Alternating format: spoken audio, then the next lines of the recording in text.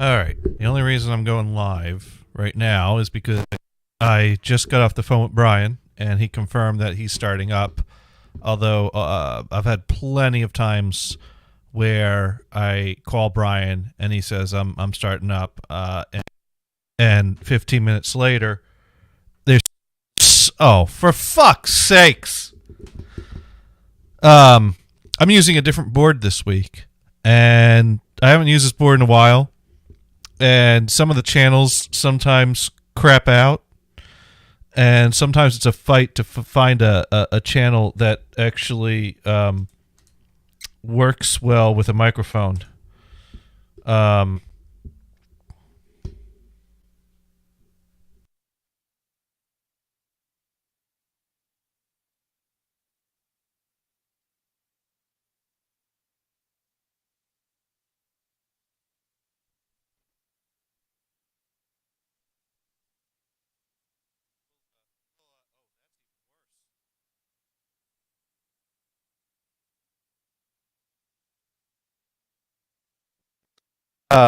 that well, that's uh,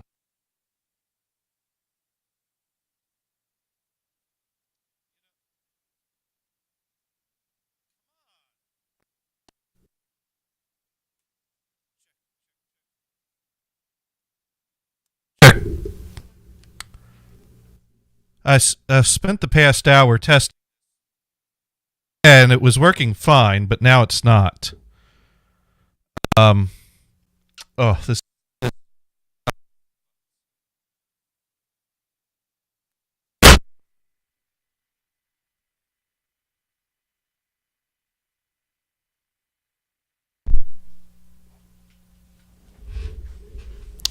All right, check, check, check.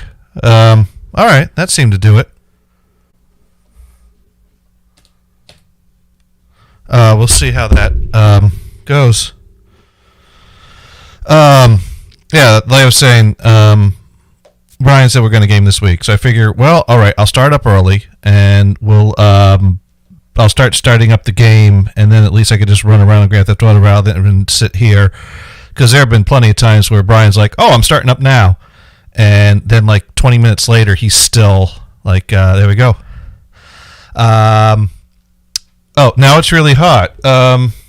Well, that's because I turned the trim up all the way when I slammed the board down. There we go. That should be less hot. That should be a lot less hot. Um, the trim on this board is really weird. It's really weird. Um, Allow me to demonstrate. I'm gonna go and I'll go through the different o'clocks, and you'll see that like it's quiet, quiet, quiet, quiet, quiet, quiet, loud, really loud. Like that's a bad pot. Here's 3 o'clock. There's 12. No, I mean 9 o'clock. 12 o'clock. 3 o'clock. And then and right around here is when it actually gets to a level, and then it's really hot. So it's like between 4 and 5 o'clock is the only usable range of this pot. Is and speaking of pots, we have Brian. Are you there? Um, Testing hello, 1 2 1 2. Odie dodie dode. hello, hello. Why don't I hear you? Hello, hello. Oh, Do you hear there me? we go. Now I hear you on the left side. Oh, you're badly. Yeah. Is that me? No, it's this fucking mixing board. Okay, I just get a. Let's see. Can you hear me? Can you hear me? I don't know if I can hear you, but can you hear me? Hello? I think Brian? you asked if it was better, and it isn't. Can you? Oh, well, plus Brian's trying to connect with Grand Theft Auto running, and some weeks it works fine, and some weeks it doesn't. So we got the board, and we got Brian's issues when his computer decides to not cooperate. the Yamaha board has this problem where it likes to work when it's turned on. It's the whole turning on that I don't know what the hell the board goes through when you turn it on, but being that there's like basically a computer processor built inside the thing. All right, so let's see how this is now. All right, well. Now, for some reason, you're only coming out the left side, and when I tested this earlier, it was coming out both sides.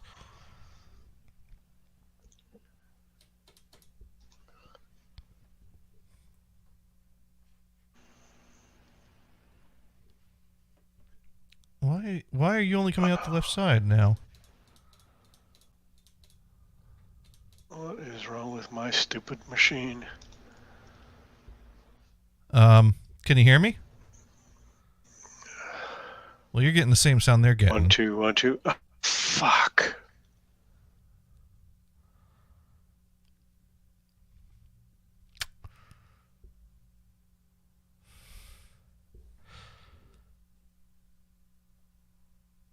So what I need is someone that actually builds a mixing board that works for more than 5 minutes.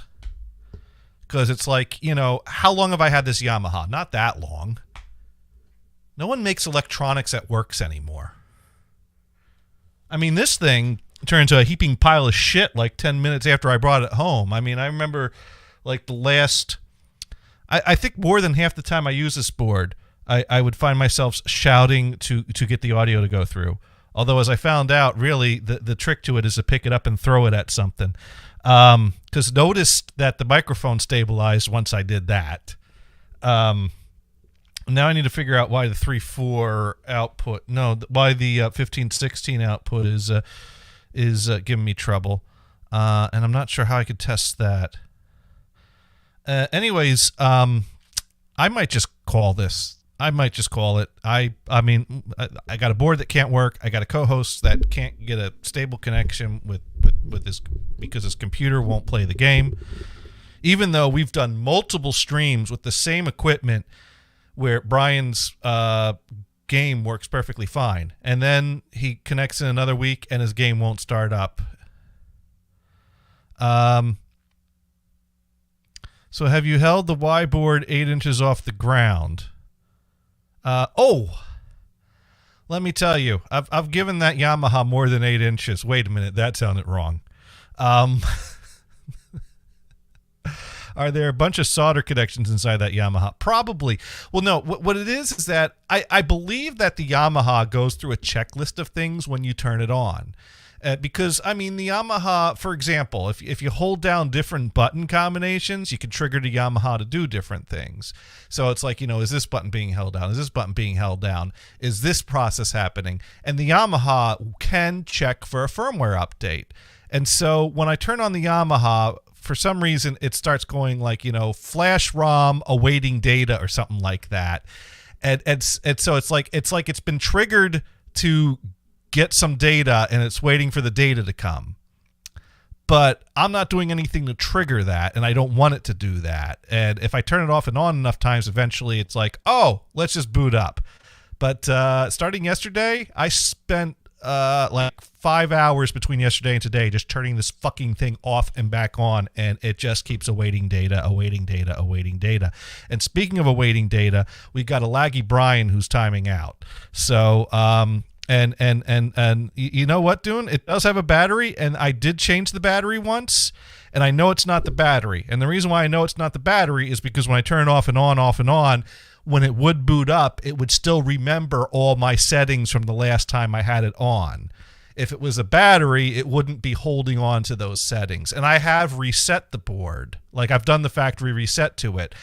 In fact, it's given me this problem over a number of years. And there have been a few times where I do the factory reset and it clears the issue and the board worked great for a few months. And then the problem would come back. But lately I do the factory reset, and even the factory reset doesn't fix anything. No, believe me, I've gone over all the checklist, all the things. And it's just that for some reason, something keeps fucking triggering this board to, instead of going through the normal booting sequence, it's like, hey, hold up. I'm waiting for some data to be sent to me. And it's like, dude, no one's sending you data. I don't want you to wait for data. I want you to turn on and do your one fucking job, which is to be a mixing board. You have one job. Turn on, be a mixing board. I don't care about any of the other things you can do. I just want you to turn on and be a mixing board.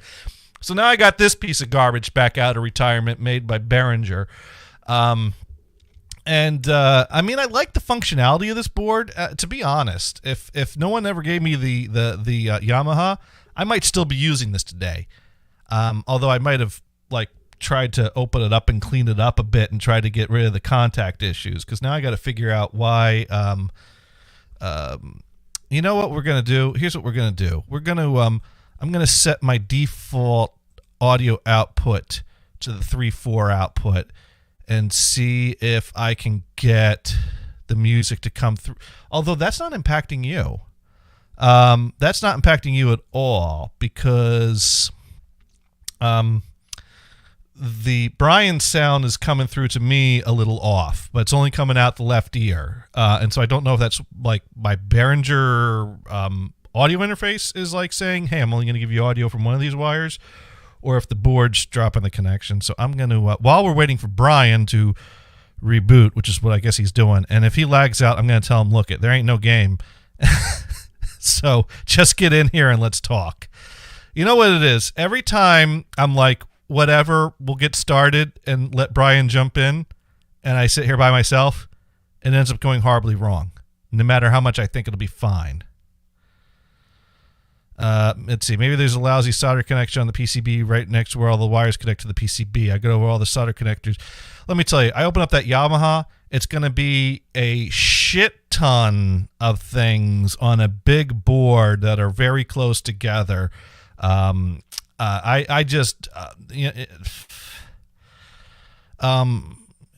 would be delusional to think I can open up that Yamaha board and find that one bad solder connection and touch it up. Not to mention, it could be a bad capacitor. It could be a bad resistor. It could be a bad rotation of the moon around the Earth that's pulling a gravitational force on it. It could be any of those things except for the last one. But I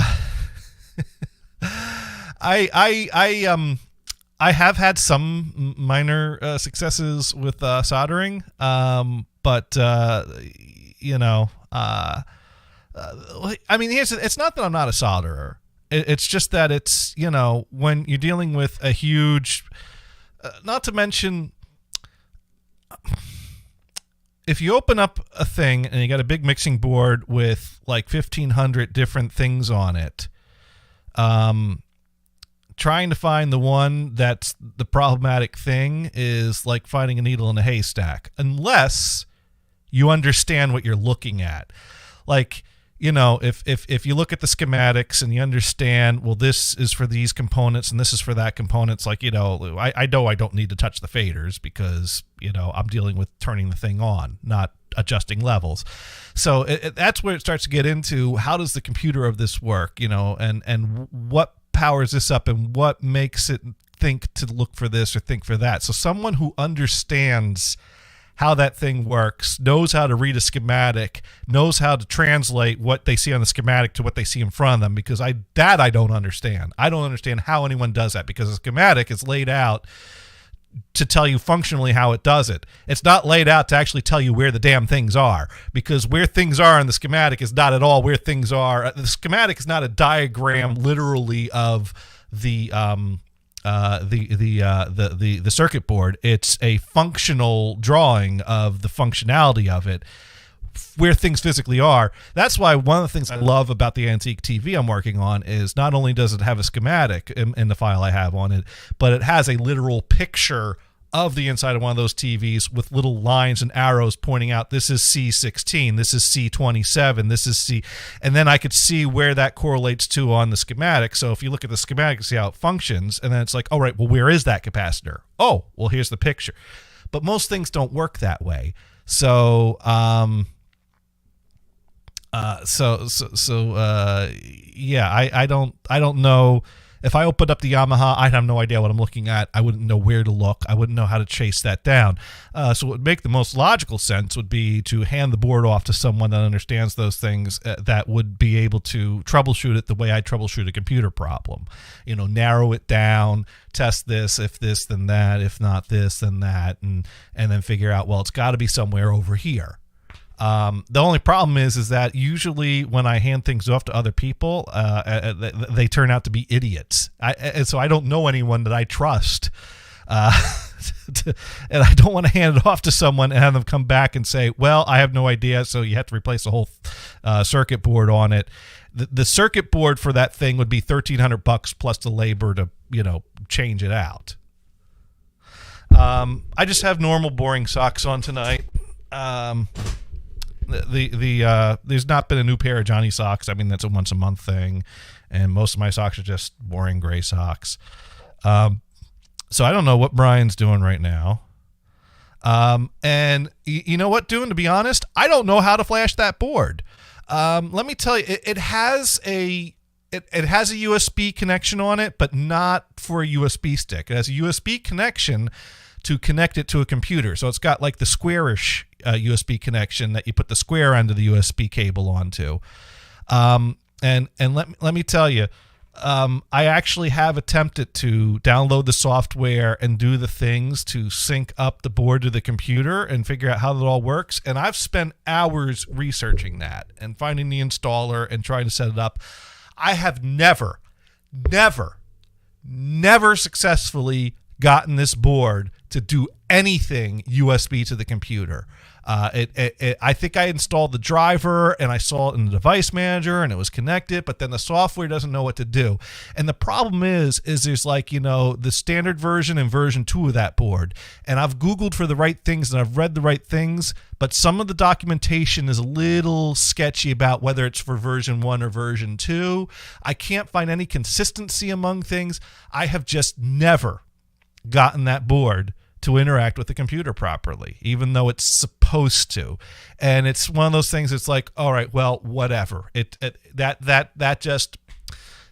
Not to mention, I mean, as much as I complain about how I would expect that board to last longer than it does, that board came out in the era of Windows 7, which shouldn't be that.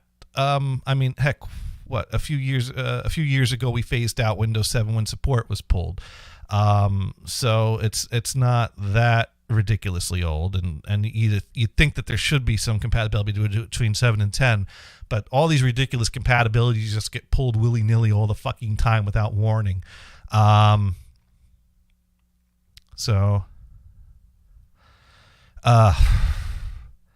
mean, for example, if you try to use a Zune with your computer, you can band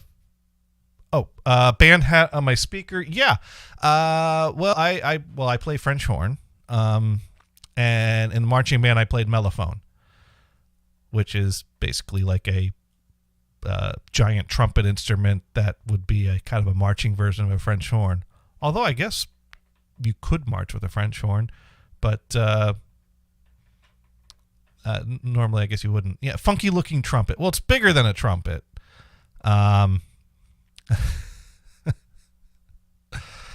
Anyways, yeah. So I might. Man, should I call Brian and tell him to give up on the game?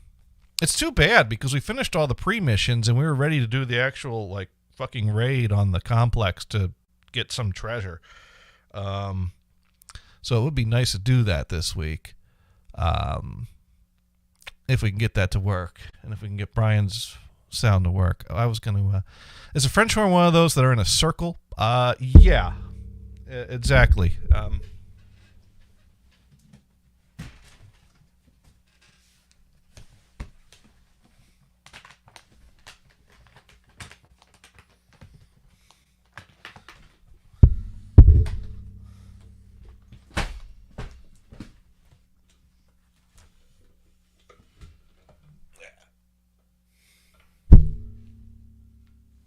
There it is. Not going to play it, just going to show it to you. I am so out of practice. About the best I could do is make the sound of a sick moose. That's easy to do. I was able to do that from day one.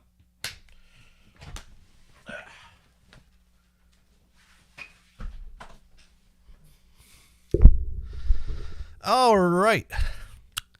There's a story behind that horn. That I bought that French horn brand new. I think I paid something like $2,000 for it.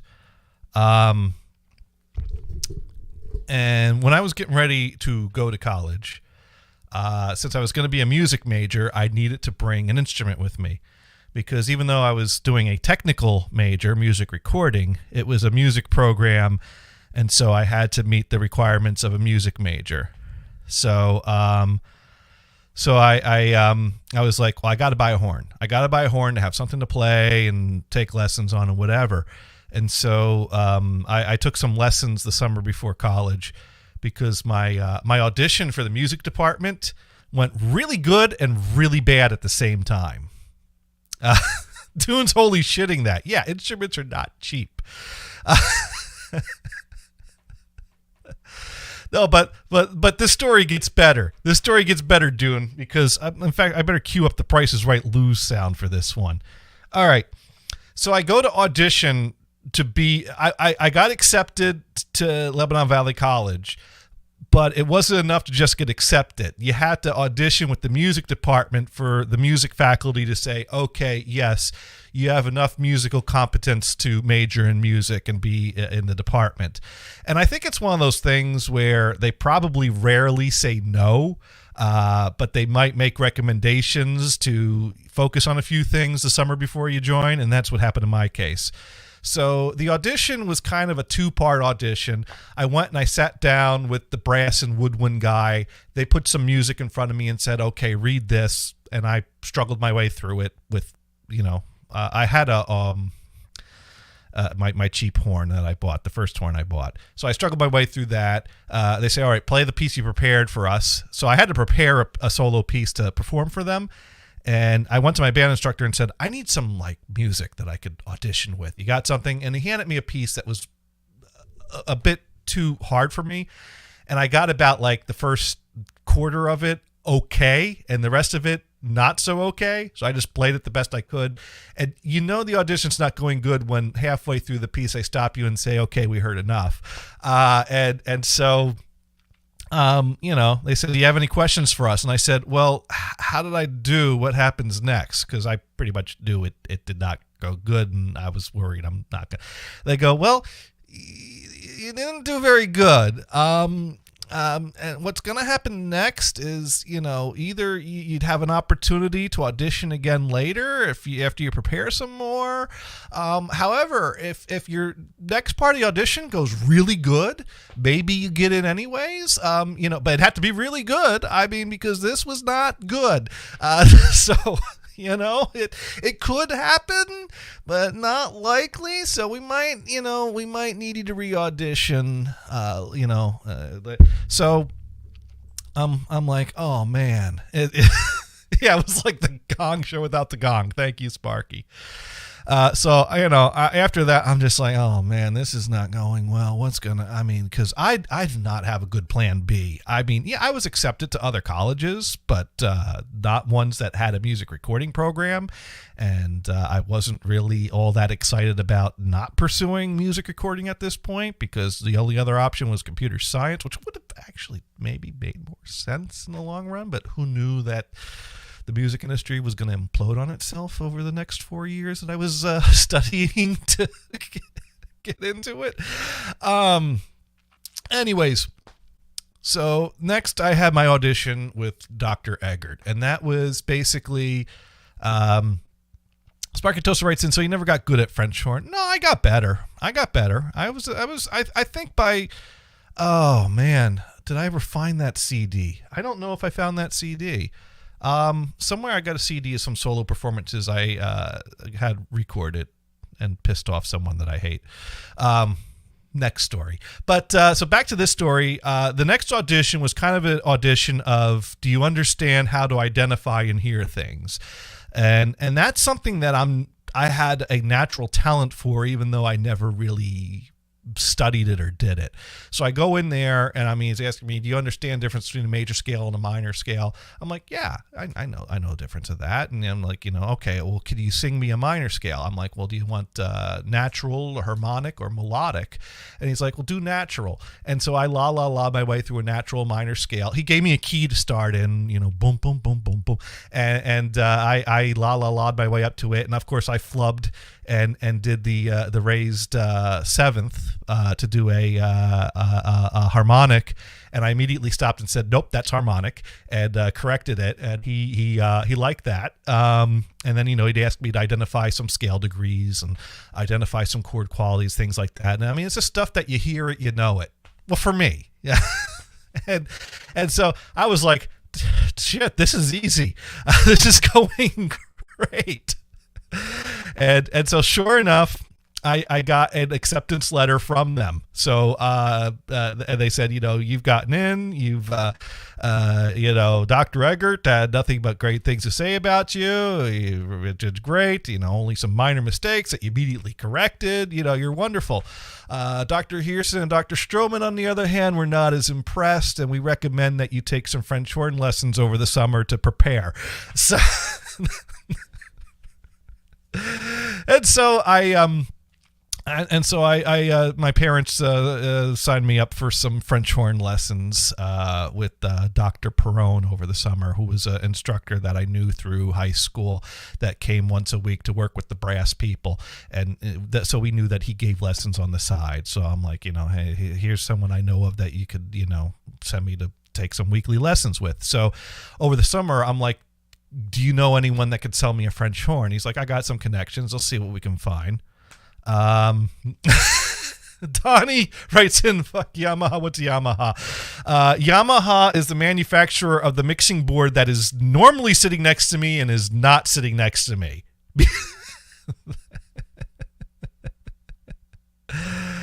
And you said, I'll get right on that, and drank beer. Yamaha makes a good motorcycle. They don't make a good mixing board, though. All right. So anyways, I take the horn lessons, and that's going fine with Dr. Perrone. He's a good guy. He's a fun guy to take lessons with. So I'm taking the horn lessons, and I'm like, I need help buying a horn. And he said, yeah, I know some people. And so then the next week we come in, and he's like, we got some horns here. And so he sells me this horn that was made by a company called York. And it was a bit beat up, but it was in good enough shape to play. So, the finish was a little worn, and I still have that horn. And I think that horn, actually, I said this one was 2,000. I think this was 2,500, and the first horn was 800. So a cheap horn is 800, and I'll probably never get 800 for it again. I don't think that one's gone up in value. Donnie writes in, how's your Monday, mate? Well, my mixing board died, so not good. And my co-host can't seem to get his computer working, so also not good. And so I'm just sitting here telling stories about French horns. Hopefully it'll get better. So I bought the horn for $800. I had some help with that. My grandmother donated $500 to the cause for me to buy that horn. And the thing about that horn was it was very clunky in the keys because it had metal joints for the connections instead of a piece of string wrapped around it. And generally the string is preferred because it's quieter and less obtrusive sounds. But Dr. Perrone said, but you're not looking to play professionally. You don't need a professional horn. You just need something to take lessons on, right? I'm like, yeah. He goes, well, the clunky keys are going to hold up more. You have strings on there. The strings are going to break. You got to maintain those. This is good. This will, so I'm like, okay. Donnie says, by the lucky title, I could tell it's a Monday. Yes, it is. So I buy the $800 horn and I go to college with it. And my horn instructor freshman year was a guy by the name of I I think did he have a doctorate? I don't know if he was doctor or mister, but I remember his last name was Chandler, because the only thing I thought of was I can't imagine Adam Chandler playing French horn, although this guy's name wasn't Adam. So, but,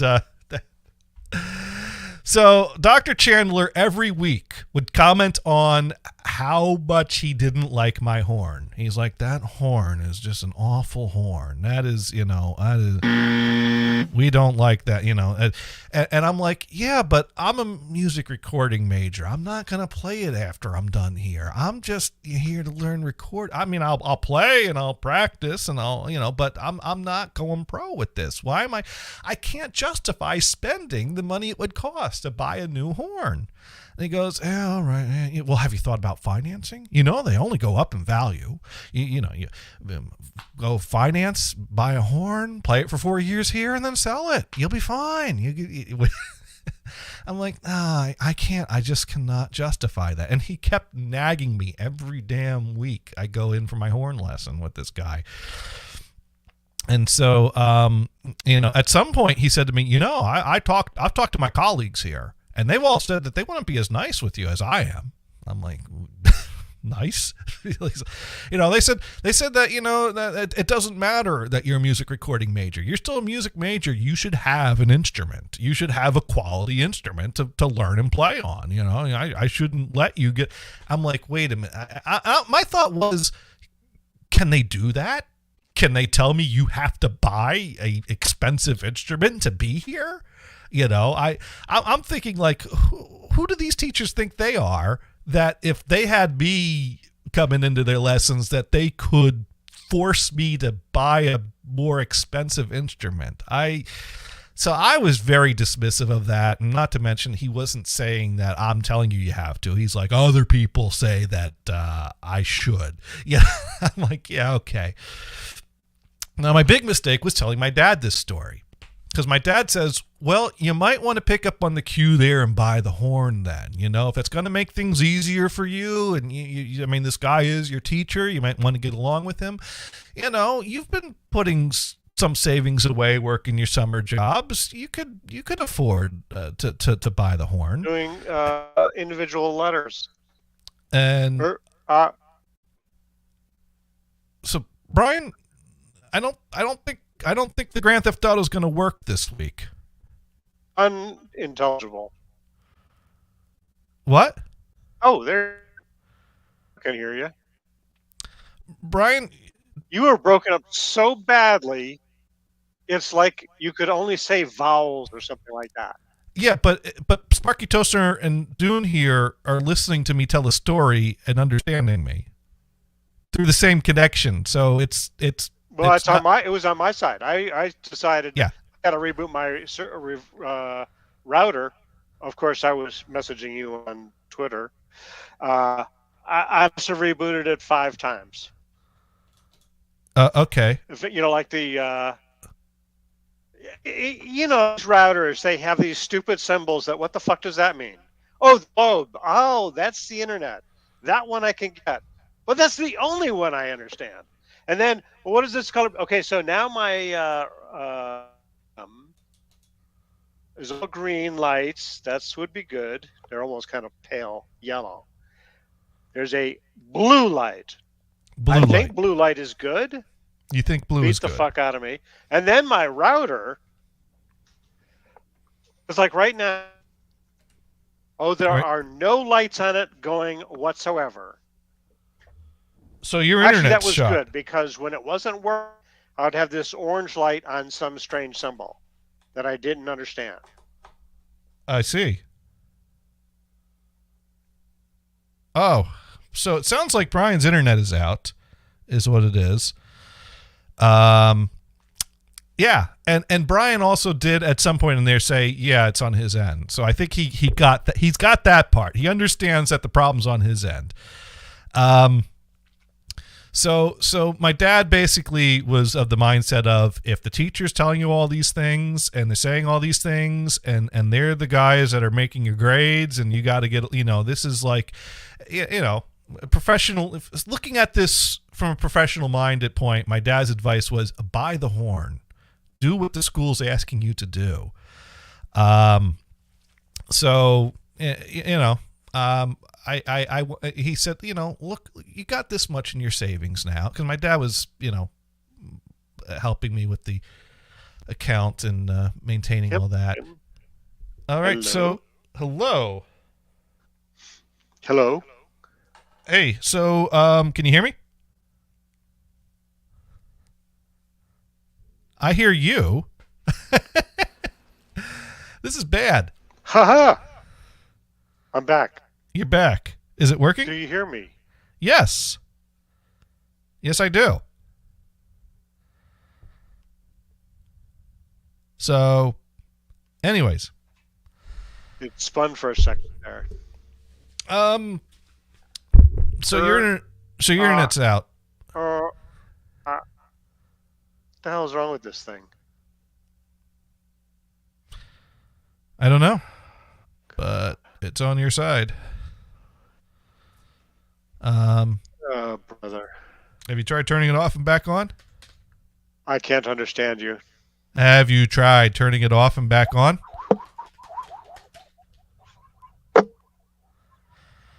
I still All right. don't understand you. Do you understand? Well, no, a little bit, kinda.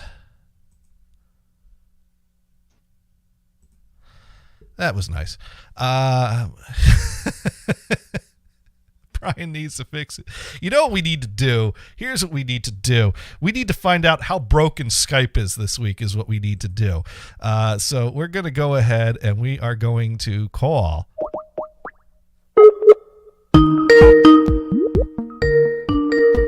There we go. All right. Well, this works. Hello. How does this work? Well, it works because you can hear me and I can hear you. Right. Well, the only thing I'm guessing is that, Grand Theft Auto was trying to load, and that would just fuck everything up. some weeks you can do it, and some weeks you can't. And I'm guessing you're right on the edge of what the bandwidth can handle. And on a good week, we have no problems. And on a bad week, you just... So are you trying to load it without Grand Theft Auto at this point? Have you given up on Grand Theft Auto, or are you still trying to do it with Grand Theft? I just killed it. Okay. I just killed it. Although, who the hell knows if it's still spinning out there or not. Well, I would do a reboot after killing it and then jump back in without starting it up, and we should be good to at least talk for the next hour. So let me reboot the computer. Okay, and we'll be here waiting, and just jump in when you're after the reboot. All right. All right. See you in a bit. All right. Have a good one. And that's how we do troubleshooting. So, anyways, my dad's like, yeah, buy the horn. You got the savings, you got the money, and if you want to sell it after you're done with college to recoup, you can do that, which I never sell anything. This thing's been it's come with me. I've not played it seriously since college, but I can't do without it. So I go to my next lesson with Dr. Chandler and say, well, me and my dad talked, and we decided that, yeah, we'll buy the new horn. And he's like, well, that is great news. Oh, that is so wonderful. That you're gonna love it. You're gonna love it. It's gonna be great. You know, he was all like, yeah, you made the right call. Tell you what, I'll even hook you up with the best price you can get it. I know this music store in Virginia. They got a website, and the best part is, if you do it that way, no tax. I think we just got Dune's attention there. There you go. Tax-free French horn. I paid no tax for that French horn. And for $2,500, that mattered. So there we go. The Sparky Toaster's doing a clap. Yay, Gators bought a French. Dude, right said, I knew it. So we ordered the French horn. It came in a big box. The Holton Farkas. It is like, I mean, it's the same French horn he plays, and he recommend it's a serious horn. It's Now, dude writes in, he effed you for a cut. Sparky Toaster wants to know if we can find a tax-free French whore. So,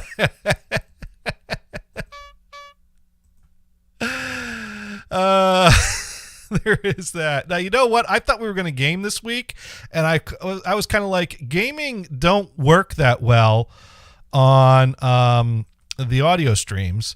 So I didn't even what the hell? I can't get my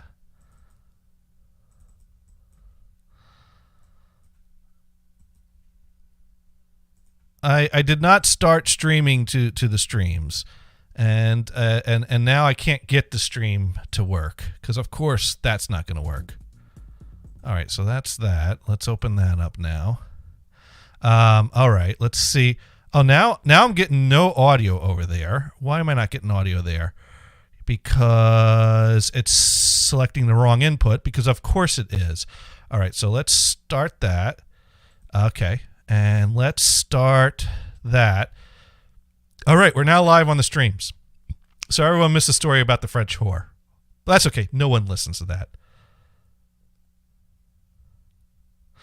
Now, so I buy the horn, and it comes in, and I'm trying to think if it must have came in the summer after, because it's not like I was home, but I almost feel like I actually took some lessons with the freshman year with that new horn. I don't know.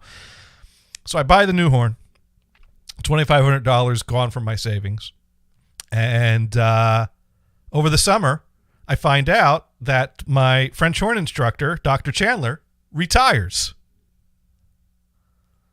And Dune also forgot to stream the NHB yesterday. So I come back sophomore year with my new French horn, my Holton Farkas horn, and I meet my new French horn instructor, Mrs. Fox, and I pull out my brand new shiny Holton Farkas horn, and she's like, "Oh wow, that's a really nice horn." And I tell her all about. I don't know if I don't know if Chandler was a doctor or Mister. I forget. I think he was. I don't know if he had. Anyways, a lot of the teachers were doctorates in music. A lot were Misters.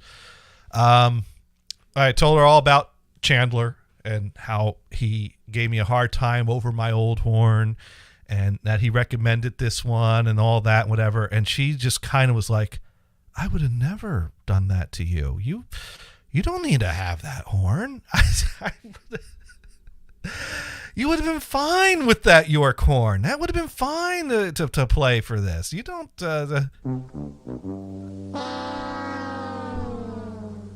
So, yeah. If only. If only I held off.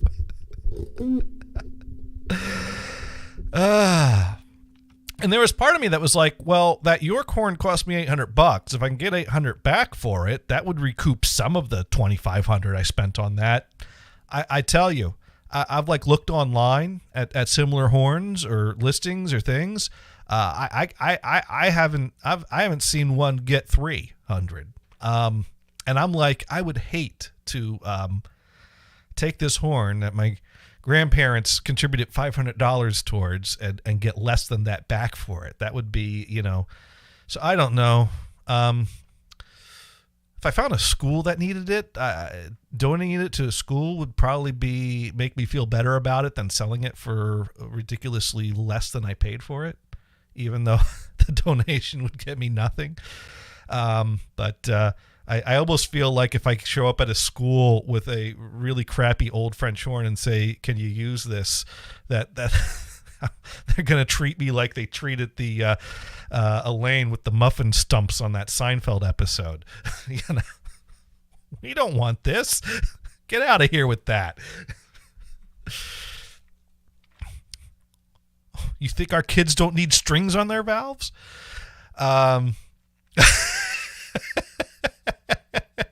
All right, dude needs a full name and city state. I forget Chandler's first name, but I'm pretty sure he was local to the Annville, Cleona area of Pennsylvania.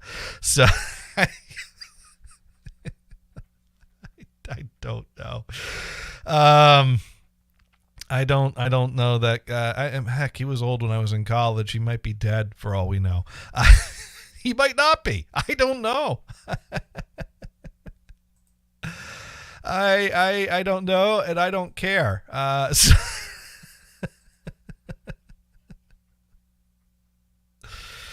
Okay. Anyways, we're waiting for Brian to come back up here.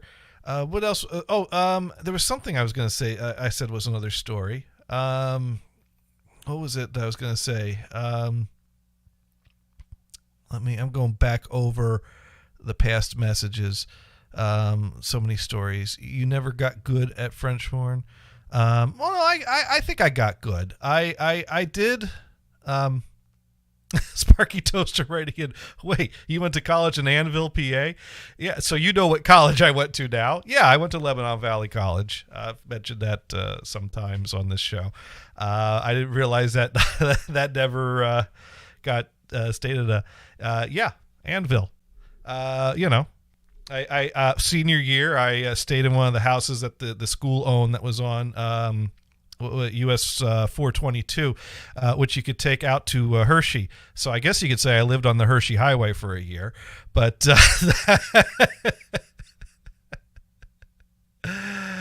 and speaking of French horns, I can hear you first try, and then I was trying to go into it, and then I do the the sound check there. Yeah, the freaking headphones weren't working. Like, what the hell? That's okay. You see this? You notice? God. You notice that this mixing board looks a lot different from what's normally here next to me? Oh, I really can't tell from this. Okay. Well, my mixing board died completely yesterday. Oh shit! And today's Pi Day. Whatever. Today is Pi Day. Well, that means that means that. Well, I mean, you know what? I think the only pie that we have today is the kind that a cow makes. It's Cow Pie Day. It's Cow Pie Day for us, is what it is. Oh, man. I can't believe it.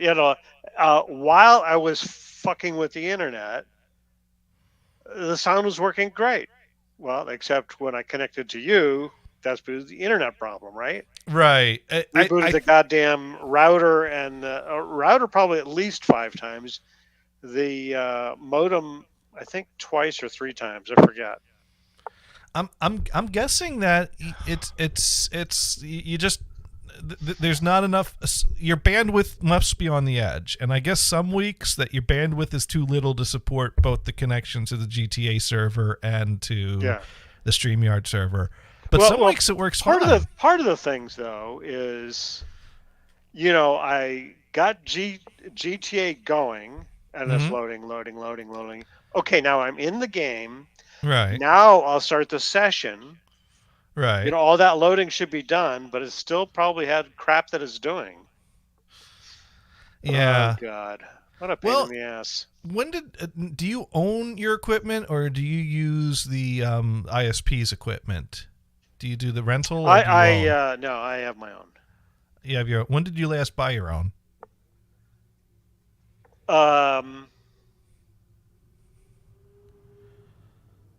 It's a few years old. Maybe my modem is I'm going to guess that my old modem is the oldest.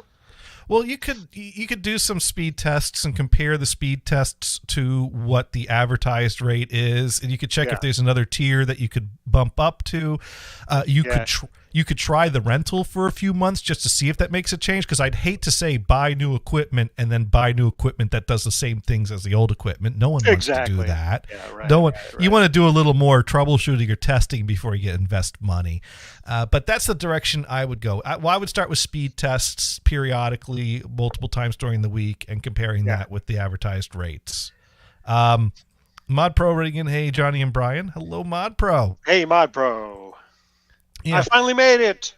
now, Sparky says it could be that you don't have resources for both, and that was what I at first thought. I thought it was a computer resource issue, but the thing is that computer resources should not change from week to week, whereas bandwidth available can change week to week.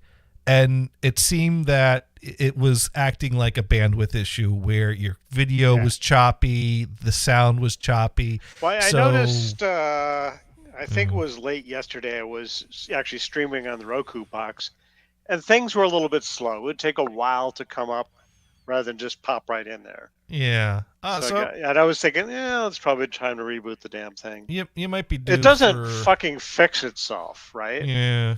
None of this stuff just fixes itself.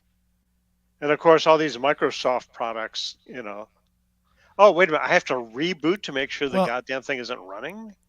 You know what? Things will fix themselves and then unfix themselves. Yeah, right. Well, here's the thing. I had a coworker, and she's a very important, high level of management. Very nice person, very friendly person. Nothing but nice things to say about her, which is why I went out of my way to help her so much.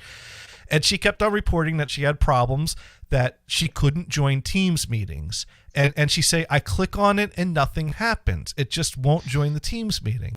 So I sent her a Teams invite so that we could troubleshoot the issue, and that this way one of two things will happen. I'll go to the Teams meeting, she won't be able to join, and I'll be like, oh, she was a no-show. Or I go to the Teams meeting and she would join, and I'd be like, well, it's working now. So it was win-win for me right there. Yeah, with that.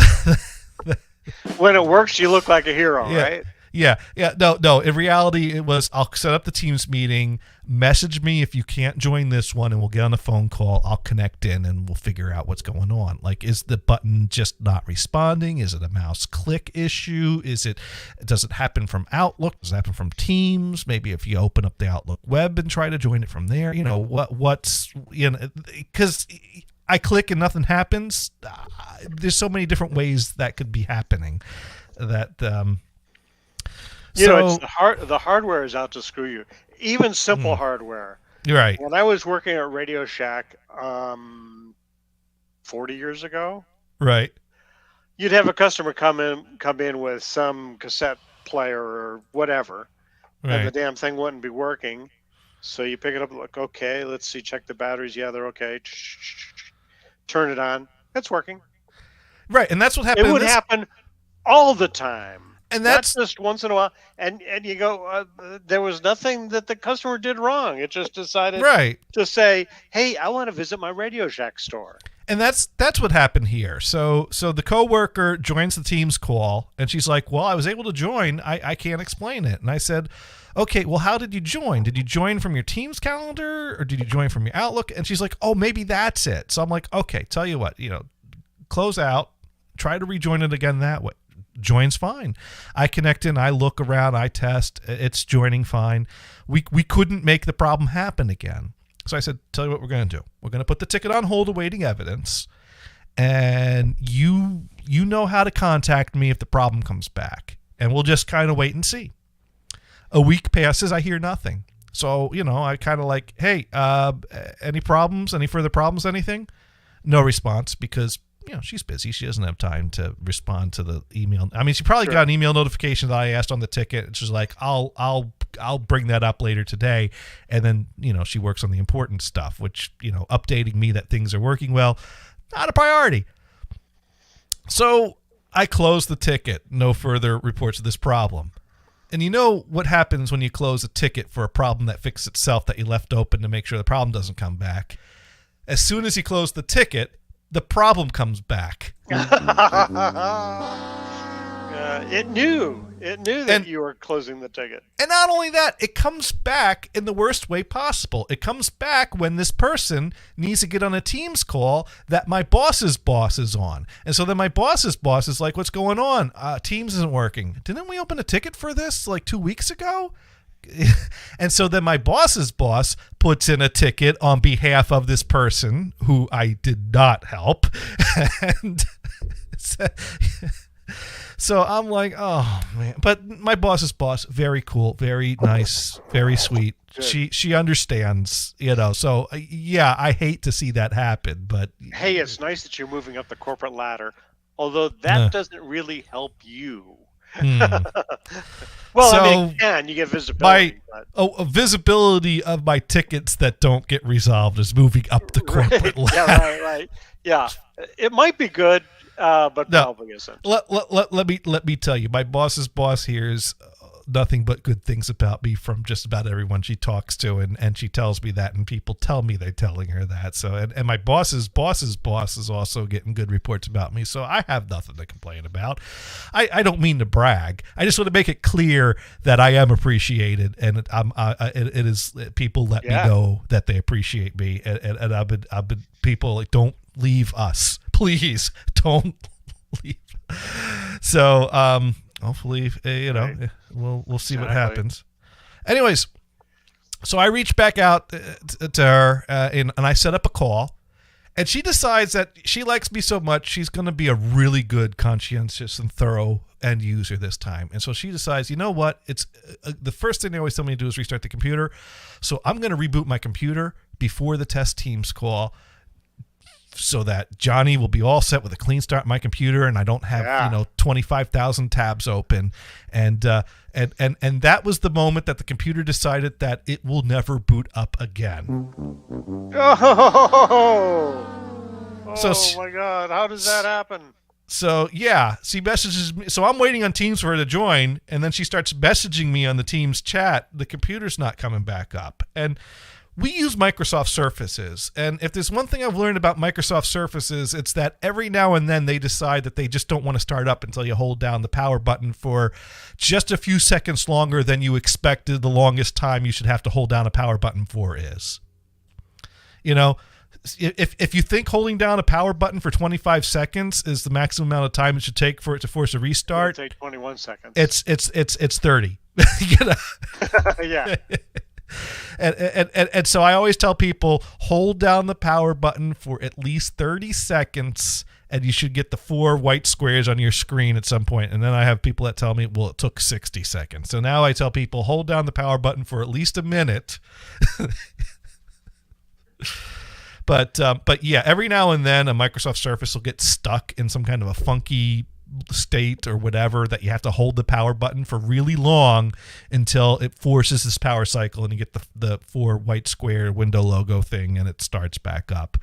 But she's like, no, it just keeps trying to start up and shutting down. And then the keyboard light stays on and then that shuts down. And then and I spent 15, 20 minutes trying to get her to turn this thing on. And, what can I do from here? So I said, well, the only thing I can do is get a replacement laptop ready to go, and we'll get that overnighted to get that over to you tomorrow morning. And she's like, I am working extra hours. I'm up till 10 at night. I need, I'm like, okay, where do you live? Well, she lives about as far from Boston as I do, except that I'm south of Boston and she's north of Boston. So. In the opposite direction. Oh yeah. So basically, we found a spot. We found a nice restaurant with a parking lot off of 495 that was about a 45-minute drive. Someplace in the middle. So it's like, let me spin up a laptop for you real fast, and I'll drive it out to you. So, but it's like, I shouldn't have closed the first ticket, because closing the first ticket made the Teams problem come back, which made her reboot her laptop, which made her laptop said, I will not let you reboot me ever again. And I thought for sure, I bet you I'm going to get this laptop in my hands. I'm going to hit the power button. It's going to boot right up after I do a 90-minute round trip. So but no, that laptop was really dead. I never got it to turn back on. It was really fucking dead. So that was Thursday. Meanwhile, Thursday morning, I get 2 people that send me a message. The VPN's not connecting. I'm like, okay, then disconnect it and work without it, or disconnect it and reconnect it, or, well, I'm like, could you connect to your Wi-Fi? Well, no, the Wi-Fi, for some reason, because here's what happened. The VPN connection that we pushed out a few months ago not only does VPN, but it does web filtering, all in the same app and the same thing. So, you boot up your computer, you connect to your Wi-Fi, you connect to the VPN checks that you have the certificate and then connects, and then it cuts off your internet connection and filters all internet traffic over that connection to be filtered properly. So for some reason, these two laptops got stuck at the point before the VPN fully connected, but after the point where it cut off internet access. And for some reason, no amount of rebooting and disabling of the VPN app would get it to allow any internet traffic to go through the fucking Wi-Fi. I mean, So not only did I have to rush out an emergency laptop on Thursday and drive it up 495 to meet someone, but then I had to, go into the office on Friday and spin up 2 laptops to ship out to the three dead laptops in one day. When it rains, it pours. So right. Oh yeah. And then today, can't you just space those out? And then today, another senior management person messages me that she can't get on the internet on her laptop, and but I spent all day playing email tag with her, and she never got back to me. So that's a tomorrow issue. So tomorrow I'm probably spinning up another laptop for her. And I'm like, what the fuck is going wrong that's causing people's laptops to randomly stop being able to get to the internet that we cannot fix remotely? Because we got, like 170 employees in the company. They all have laptops. My worst nightmare is I wake up tomorrow and 170 people can't get onto the internet on their laptop. Oops. And there's nothing we could do to fix it remotely. So I'm like, these 2 laptops I shipped out last Friday, I have return labels with them, and today I'm like, you will return those 2 laptops to me as soon as possible. I am studying those thoroughly. I must find out what happened to them. Right. I'm getting all the logs. I'm sending them to our network vendor. I'm saying, figure it out and fucking fix it. We can't keep sending laptops out like this. Anyways, how was your weekend? It was fun. We spent a couple of days down in the beach house. Oh, that's cool. That's good. Yeah. Yeah. Well, I mean, it's a good weekend to do that, because you know what this weekend was. This was a very important celebratory weekend that we had here. Yeah, Happy New Year's. Happy New Year. Exactly.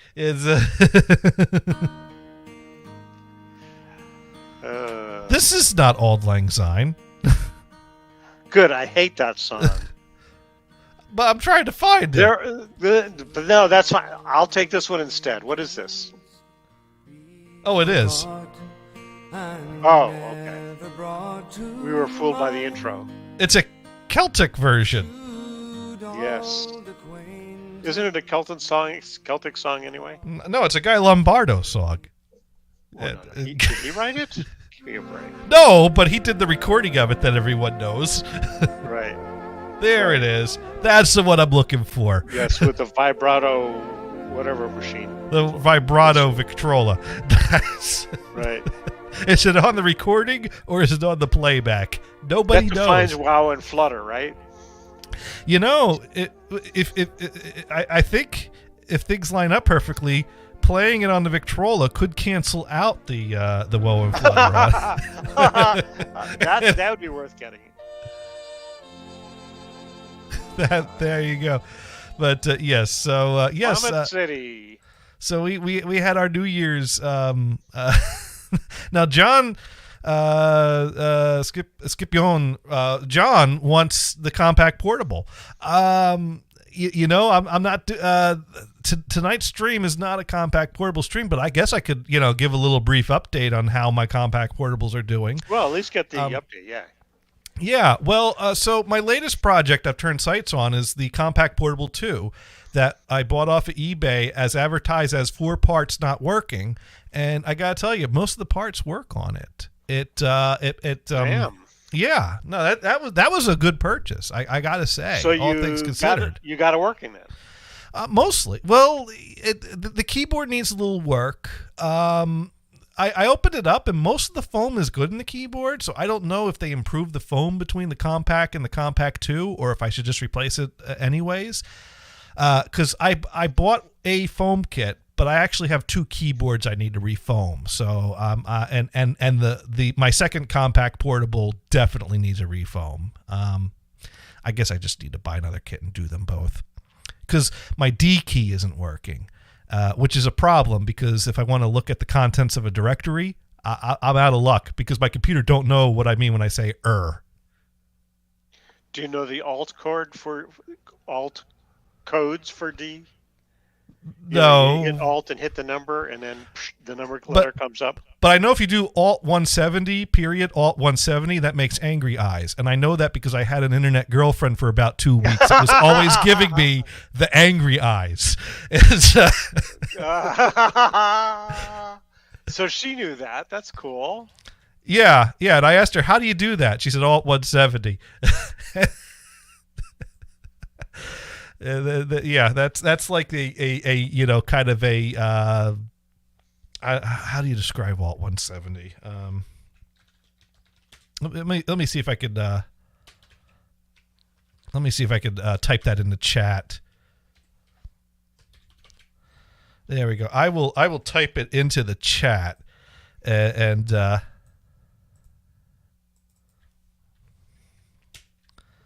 There it is. There it is. That right there is the angry eyes.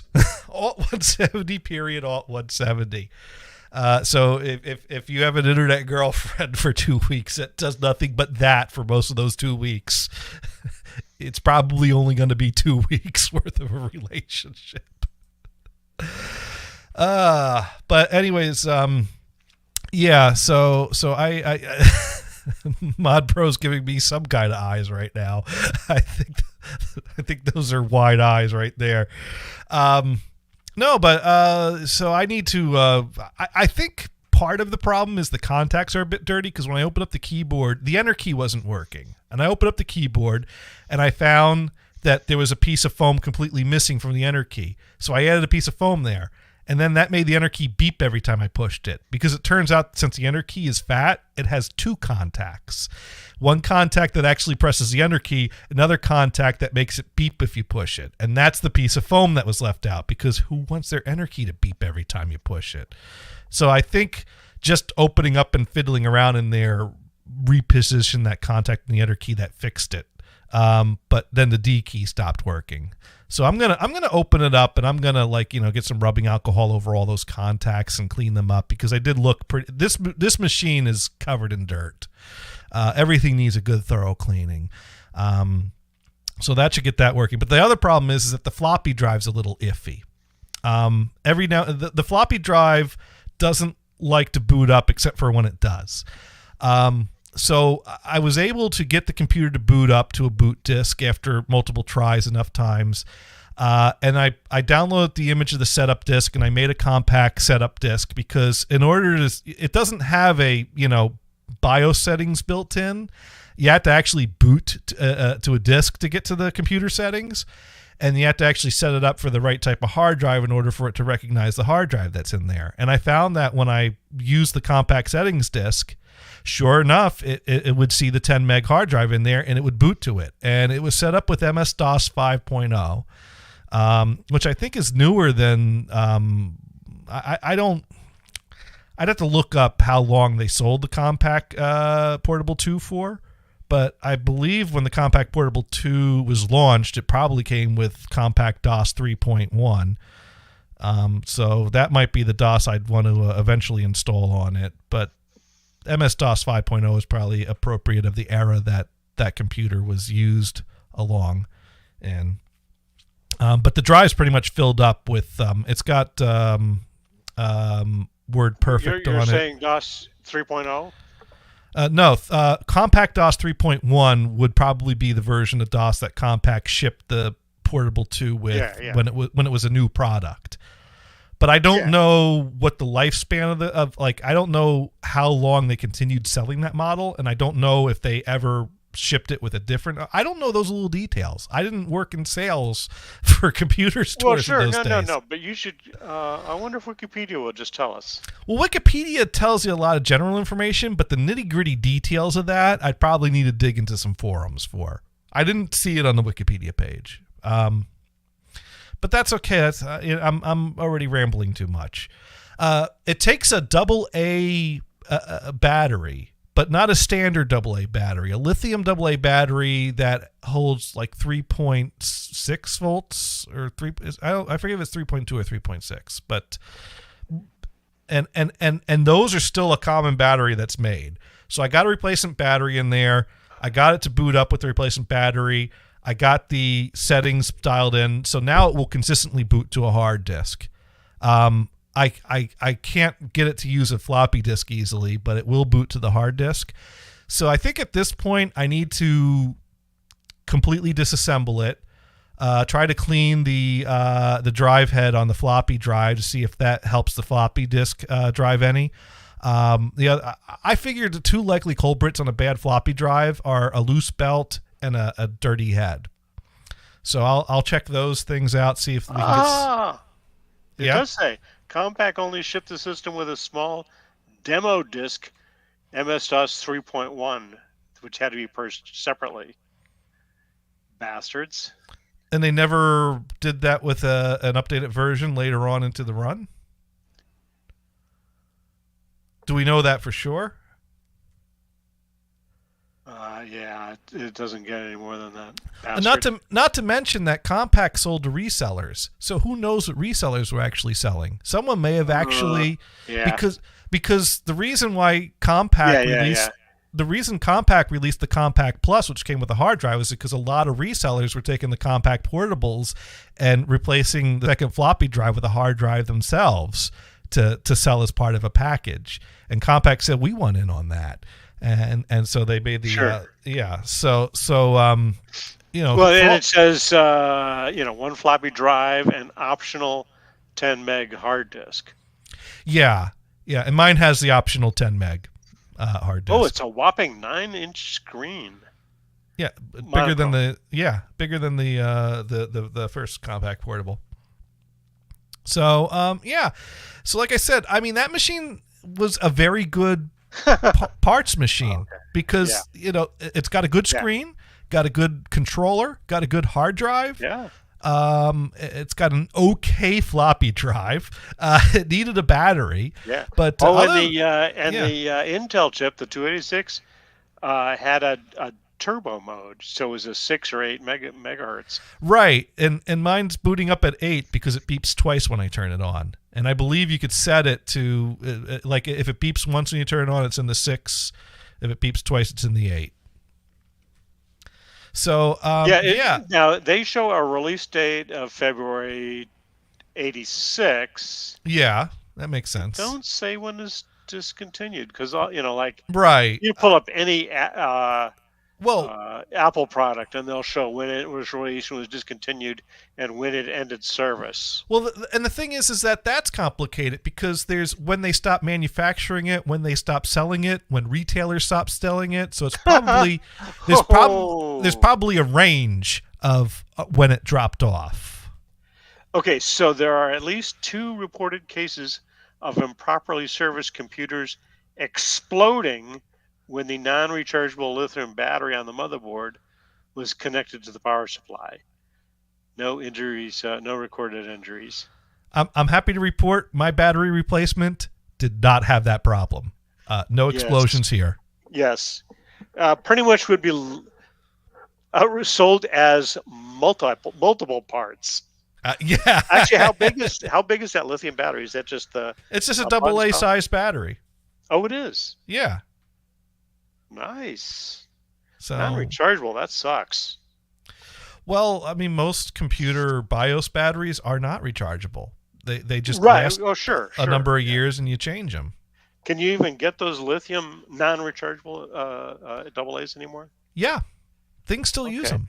Like I mentioned when I was telling my dad about that computer, when we were catching up a little bit over the weekend, I didn't see him much. It's tax season, so I was lucky to see him for dinner on Saturday night. He came home for dinner Saturday night. He brought home some Chinese. We ate dinner, told him about how the compact portable was going. We looked around the man cave to see if we can find the copy of Microsoft Flight Simulator 2.0 that we used to have growing up that probably got tossed when they moved house. But my dad says he doesn't recall tossing that, and he could have sworn he saw it somewhere. Right. Right. I think he may have stashed some computer software somewhere in the office, because when we moved house, he did bring a lot of things to the office. But when I thought of that, my dad was like falling asleep on the chair in front of the TV. Right. And so rather than say, hey, when you go into work tomorrow, you should look for the flight simulator discs, I said, hey, you think the bed would be more comfortable? And he went to bed. So because I'm a good son, and rather than ask my dad to look for ancient software during tax season, I sent him to bed. Nick writes in, best follower. Oh, no, that's an advertisement. I did not want to put that up on the screen. Thank you, Nick, for your spam. Anyways, so yeah, we had our New Year celebration because we didn't celebrate New Year's in January because my cousin and Does your aunt and uncle. Dad appreciate having that celebration during tax season? Well, like I said, he skipped it. Right. Well, why don't you do it in end of April? My dad's an accountant, my uncle's an accountant, and one of my cousins is an accountant. So they decided to hold the New Year's celebration on a Sunday, because I figured a Sunday would be the day that most likely the accountants could take some time to celebrate New Year's. We had to skip it in January because my other cousin, she works in healthcare, and the Omicron variant was in full effect at that point. Sure, so she's like, let's no, I'm not bringing you all in here with me with what I might be bringing home. So exactly. Yeah, but my dad could not break away for a bit on Sunday, which was unfortunate, but Well, I got to gather all my tax documents together and zip those up and send those off to him to throw on top of the pile of 3 crates of work that he's behind on. Right. This is a good time to remind everyone that we ought to thank the tax software people and our federal government for ensuring that the right that we have to free tax prep through these services has been made to be nearly impossible to do, because basically it should be possible to have a system where basically, because let's face it, what do? We gather a bunch of information and send information to the IRS that they already have. They already have all that information. Oh, yeah, for sure. Basically, they could send it to us and give us the option to correct them on it and basically go like, this is the information we have. If you agree, say nothing. If you disagree, do the normal routine. And if you want to do that, that's fine. What would the time period? So let's say January 1, they have all the data, which they won't. They won't have it until the company gets it out to them, and they have to the end. Is it now the end of February with the requirement? Well, the problem is that if you're going to have the federal, then you've got a waiting period for you to respond. If you don't respond, then they should send it to you. Well, the problem is that in order for the federal government to do that, you have to fund a department for them to do that, and the federal government, they don't want to do that, so they want to outsource it to someone. They want to outsource it to someone else to do. But all the tax prep companies, they don't want that, because then that puts them out of business unless one of them gets the contract. So basically, there was like an agreement made between these tax prep softwares and the federal government that you can all do this thing, but you have to offer a free version for everyone. But the thing is that usually the free version is hidden somewhere on the website, and the website is designed to guide you to the paid version. And the things always say it's free. Yeah, Turbo. Well, all of them have the same problem, but TurboTax is a big one, and it's all it's free. Go here for free. It's free. Oh, you don't meet the qualifications for free, but here's our low price paid version. And the thing is, though, is that everyone has access to a free version. Now, I think TurboTax is obligated to offer free under certain circumstances, and I think different preparers have different guidelines for what free service they offer. But I look at how confusing I'm making it sound. I barely understand this. Why do I know all this? Because I listened to a 50-minute podcast about this 2 years ago. Why? All that's you just put it in a zip file, send it to your father. Right. And so, when I do that, right. I would love to do that. Right, but the only reason hey, that Dad. But the only reason that I get it for free from my dad is because he's my dad. Right. He doesn't charge me. Right. I told my dad about the podcast I heard, and he didn't know some of the things that I heard in this podcast. And he's like, well, I knew there was something about a free. I'm like, yeah. And it was, I forget the detail, but like TurboTax is obligated to offer it free for this and that. And I forget what this and that is. But of course, the thing is that they keep it confusing. And so, the federal government and the tax prep industry are all in cahoots with each other to keep this system confusing so that we have to keep paying them. And here's the thing. If you decide, okay, I'm going to become a tax preparer and go to a school to become an enrolled agent. Mm-hmm. And when you complete that, the IRS says your enrollment, you work for us. I actually used an enrolled agent once, and she says, yeah, this is what they say is I work for the IRS, but the reality is you're my client, I work for you. Screw the IRS. There you go. And I'm pretty sure every enrolled agent will say the same thing. Oh, yeah, yeah. It really cracked me Anyways. up. We were at Tharco, we had a pair of green in the gills IRS agents come to do the audit, which was the first one I did and had in it was probably 10 years. Well, since I worked there, it was the first time. And these guys had no idea what the fuck they were doing.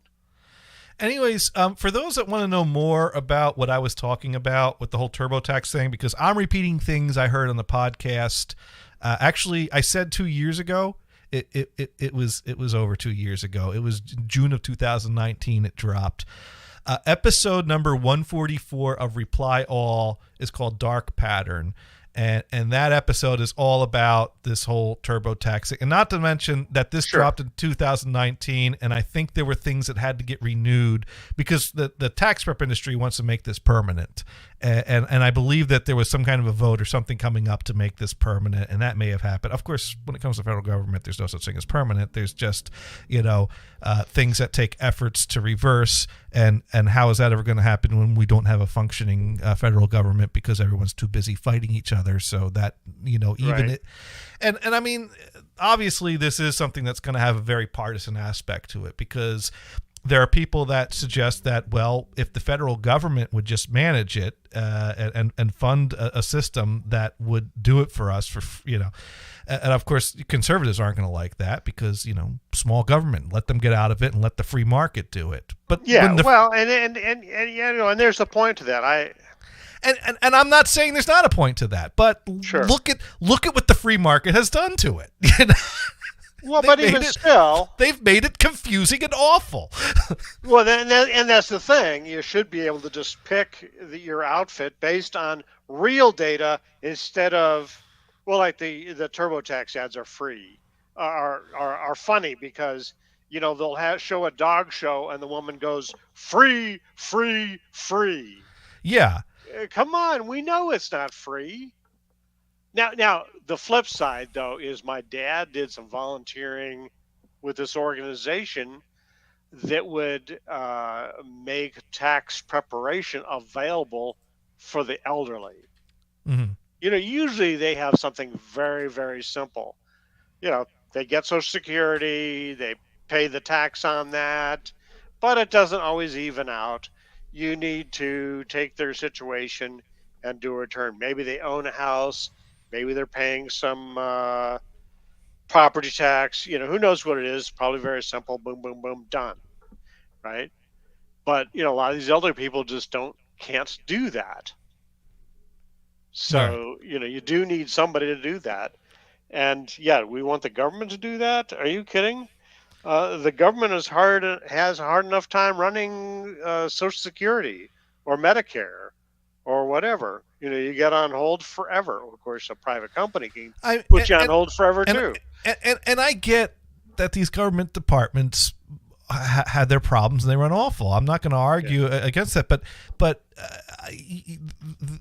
the conservative attitude towards it is it's awful and there's no way we can fix it. So just don't even. The bottom line. You know what the bottom line is? What's the bottom line? They don't want to increase the number of government employees because the government has to pay them pensions, benefits, blah blah blah blah blah blah. That's a bigger drain on the tax system. Right? I mean, look at California. California has a lot of money that goes to these pension plans. That's the states, the state's money. Why didn't you fund that at the time that these people were working? Fund the pension system, and companies need to be funding their pension system too. Yes, or absolutely. You can't do that, right? Well, anyways, so I mean, the point is that there's problems either way, and it's like I just get really, to me, it's frustrating that we can agree there's a problem, but then there's half of the people that their solution is like, well, it's impossible to have this function properly in this way, so just gut it, get rid of it. Well, and the biggest point to me is. So you want a government person come to say, well, this is what the government says, so therefore you have to pay it. They don't have your interests in mind. Well, mind you, the system I've heard described is where the government sends you and they say, this is the information we have on file. And if you want to disprove it, you could do that. If you want to go to a accountant to do taxes, and then they can file something. Because whether or not the government gives you a piece of paper or you send them the first pass, either way, if there's a disagreement, the government's going to have the upper hand there, and what they say is a disagreement. Just because they sent you the first paper doesn't change the dynamic there. And I'm not trying to say, oh, the government just give up. They're gonna. I'm just saying that you always have the option to refile or to rebut or to challenge, and you should always have that option to challenge. I'm not in any way suggesting that anything that I'm suggesting would weaken twice. that. The first time I was audited, they says, oh, look at this. We see that you have this income. They didn't tell us about it. Oh, well, that's a college grant. That's not taxable. Oh, okay. We just have to have you sign this form and send it in, and we're okay. So yeah, I won that one, basically. Yeah, no problem. The second one was... the TurboTax entry was kind of fudged just to get it done, and they audited me on this and I explained the situation, and I couldn't find where that belongs, so I put it here instead. It actually kind of washed it out the same, and they came back and says that's okay. I may have sent them like $20. Okay, $20. That's not bad. It was pathetic. I mean, the time they wasted was probably worse than the $20 they charged. Yeah, but the person at the IRS doesn't really know the details. He doesn't know. He doesn't know about the property tax you paid for some reason, even though these are all government things. Interesting. Or maybe they do. They just. Anyways, I just got to gather my papers, scan them in, zip them up, send them to my accountant, and. Who does it now? For free. Are you getting a tax credit for your solar panels, or is that last year? That was 2 years ago. Has it been on 2 years already? Yes. Actually, my brother is just getting solar panels installed on his place, and the installment might be done now. Oh, cool. Yeah. It's funny. He hummed on it for quite a while. It's funny. You messaged me that comment about someone else that we know, and then I replied back all the stuff that's like, well, this, that, and then I saw, oh, wait, why did you put that in a chat that your brother's on? He don't need to see all this. Oh, That's okay. He hasn't joined us in a while. I think he was bored of us. well, either that last departure Hmm? had him in trouble. Oh, that's So we right. just- I forgot about that. I thought that would have blown over by now. I don't know. Did I tease him too much about that? Because I wasn't trying to tease him. I was just like, No, I don't know. I mean, I don't know. I wasn't going to let that disrupt the show, so I just rolled with it, flowed with it. Well, it looks like someone's in trouble. You head off now, or something, whatever. I forget what No, I said. I don't. I don't think so. Yeah. I don't think so. Yeah. But Anyways. yeah, he walks on eggshells with her, I think. Oh. Well, we don't need to talk about that publicly here. That's then. right. But he's a good guy. Well, he's got his YouTube channel and he does his things there. But Yeah. yeah. Okay. But yeah, no, it was a good weekend and a good trip, good New Year's celebration. You know what's funny though is like I was the only one that stayed. We have a New Year's tradition that we get together with my aunt and uncle host, and lately they hosted at my cousin's house because my cousin bought a house with a bigger dining room than my aunt and uncle have, so we could all sit in the same room at the same table. And then we always have ice cream sundaes for dessert, and we've always had that. And mind you, my drive home after this, because I go directly home from it on Sunday because I got to work Monday, and they're further north in New Jersey than the rest of my family is, so I'm already moving in the right direction. Generally, I'll drive down to Jersey on Saturday, crash there for the night, go to the Sunday celebration, and drive home Sunday evening, get home And at like you're 10. cutting through Connecticut, right? Oh, yeah, 95 in Connecticut. That is Right. a great, lovely drive of awful yeah. highway shit. Sure. But... yeah, so 95 the best way to go? well, I mean, for where I am, I could. There are a few other options. And if I went through them right now, it would be the most boring this show has ever been, and that is quite an accomplishment considering how boring we've made this show some weeks. Yeah, exactly. I do not think we need to discuss traffic routes through Connecticut to get to the greater Attleboro area of Massachusetts. I really don't think that's a good use of our time. But yeah, you could take 84, and yet I go and do it. Right. Yeah. Sparky Toaster is thanking us. Right. Whatever you do, though, don't take the Hershey Highway. That is the wrong way to get from New Jersey to Massachusetts. If you're driving from New Jersey to Massachusetts and you end up on US 422 through Annville, Pennsylvania, you've somehow taken a horribly wrong turn. Yeah, you don't need to go through Pennsylvania at all, right? No, not at all. That would It was always a little irritating. You're in Connecticut and you're going to say like Philly, yeah. and okay, so you got a map of Connecticut. Oh yeah, you got to get that piece of the map of New York because there just isn't enough of New York on the Connecticut map to help you, and then you have to get the New Jersey map to get through New Jersey. And then, Pennsylvania map. Okay, what? It's 4 all fucking interstate. maps? It's all interstate. Well, I This ain't understand, rocket- but you. It's just you know, if you've done it- 287 and if you've done it- 78. If you've done it a bunch of times, it's easy, right? It's just 287 and 78. It's 2 roads. Do you really Right. need 5 maps for 2 roads? Well, yeah. I don't know. I'm a map person, so. Well, that's why we have phones now. And Sparky And to be honest, I am used to the fact that you're using a map now that gives you tunnel vision.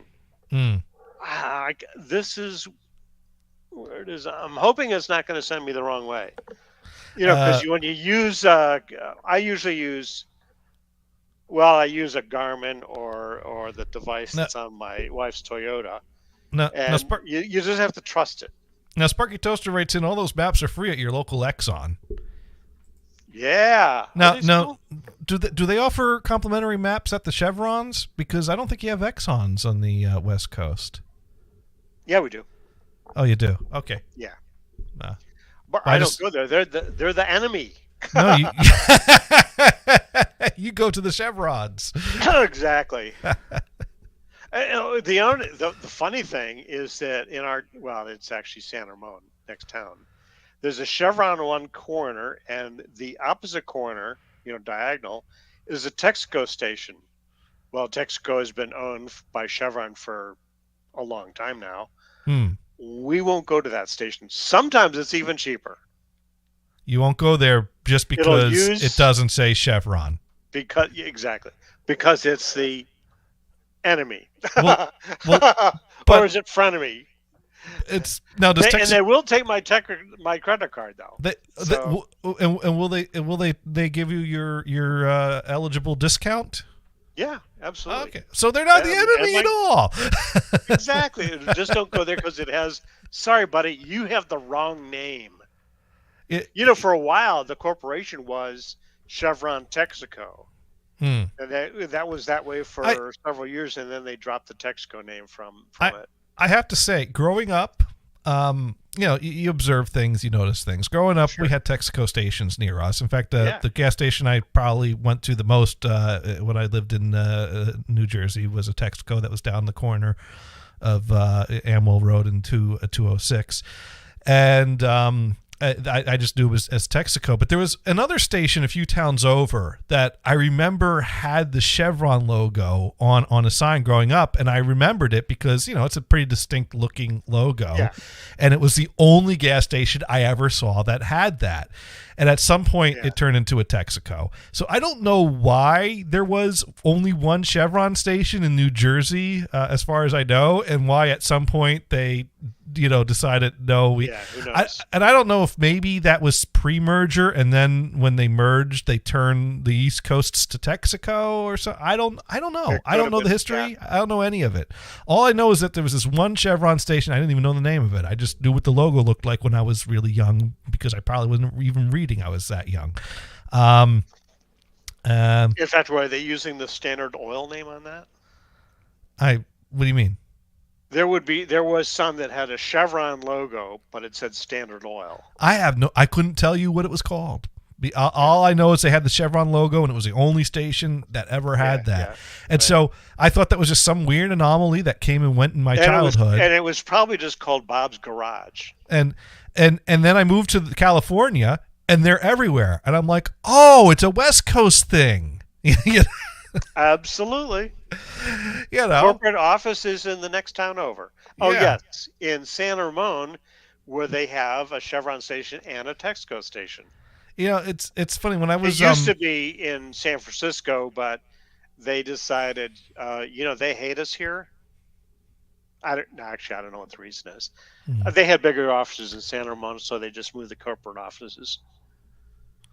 Well, I know at some point I was job hunting. When I got to California, I was job hunting, and I immediately got a day job at Walmart to get some income coming in while I continued, looking. You had the inside track there, right? And I got a phone call one day from a recruiter, and it was for and I don't know if it was a contract job or a full-time hire. I forget, because we only had one brief phone call.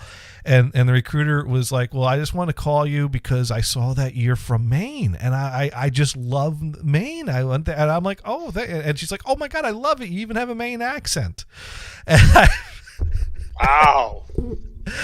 And that's what I'm like, well, I actually grew up in New Jersey, but maybe I picked up some of it there, and I shouldn't have said that. I should not have said that. I should have went with it and been like, well, yes, bub. Yeah. Well, sure, I got a Maine accent. These stupid online sites that you get hitched all the time.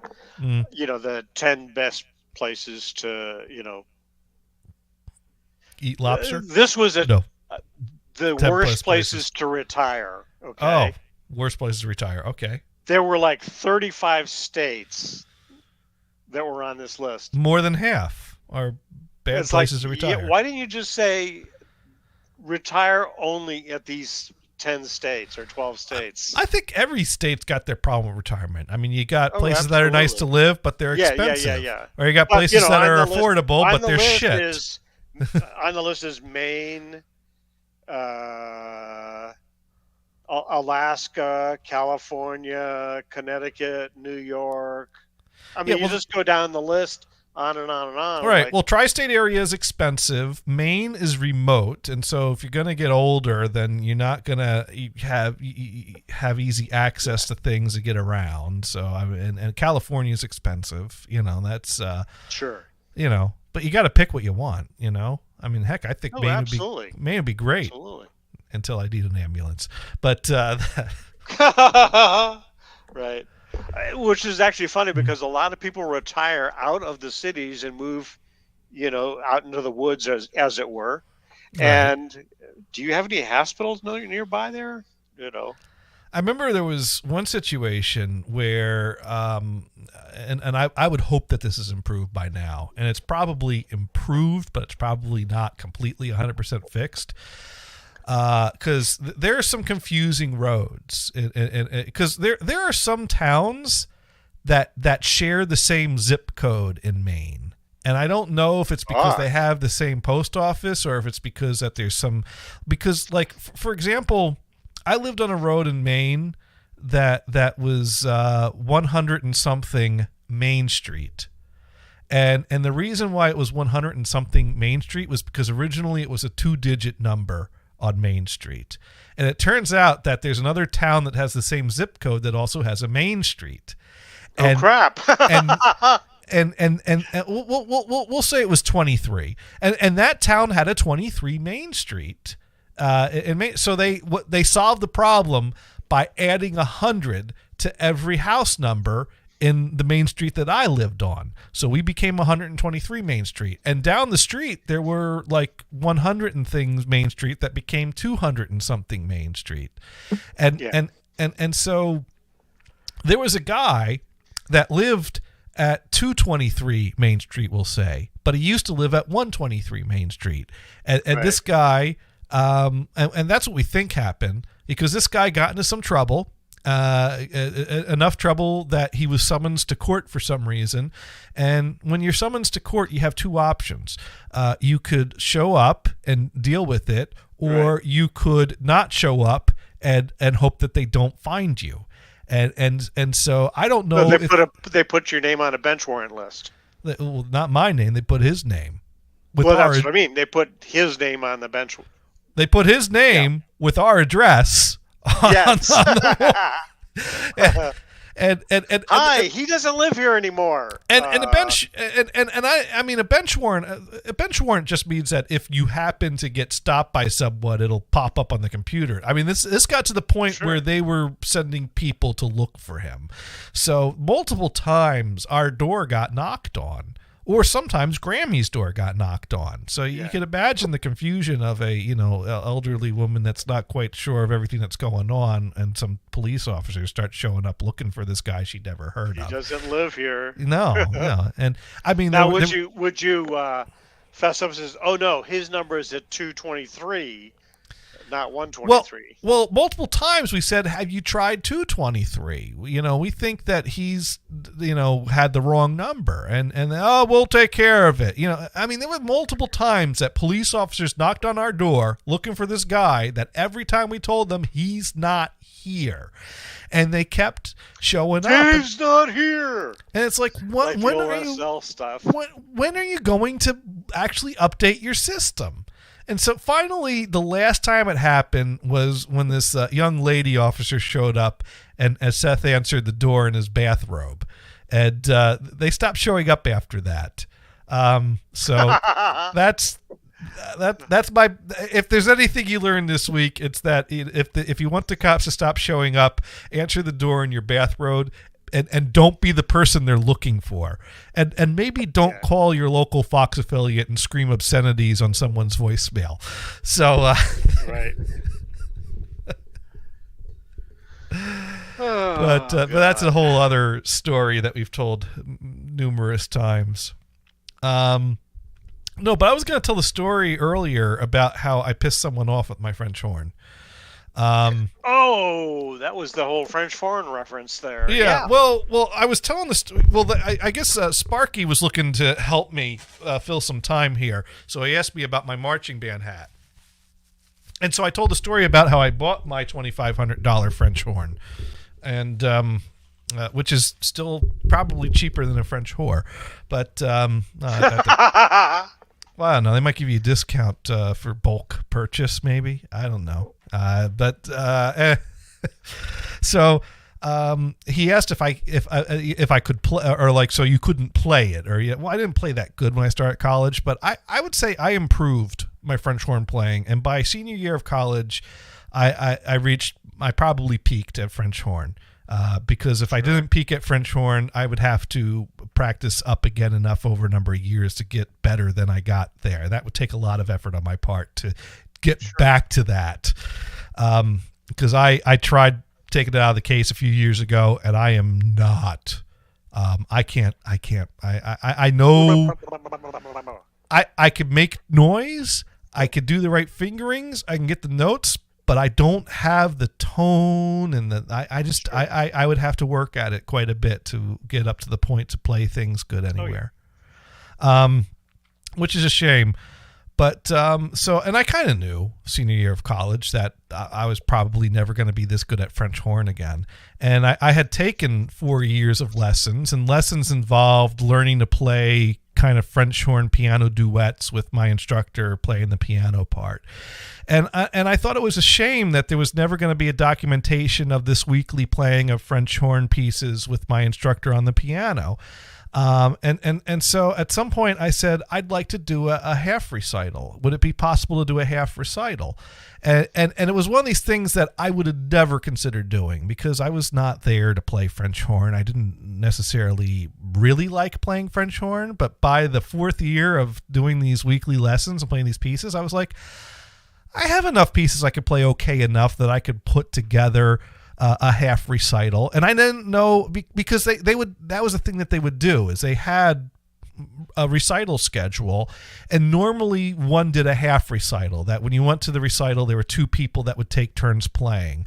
I mean, someone was really on their A game and bringing it if they did a full recital, that you went and you saw them and they played the full recital. That was a rarity.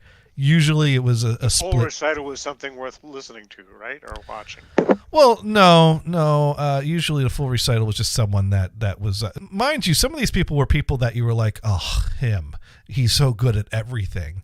I hate that guy. That was right.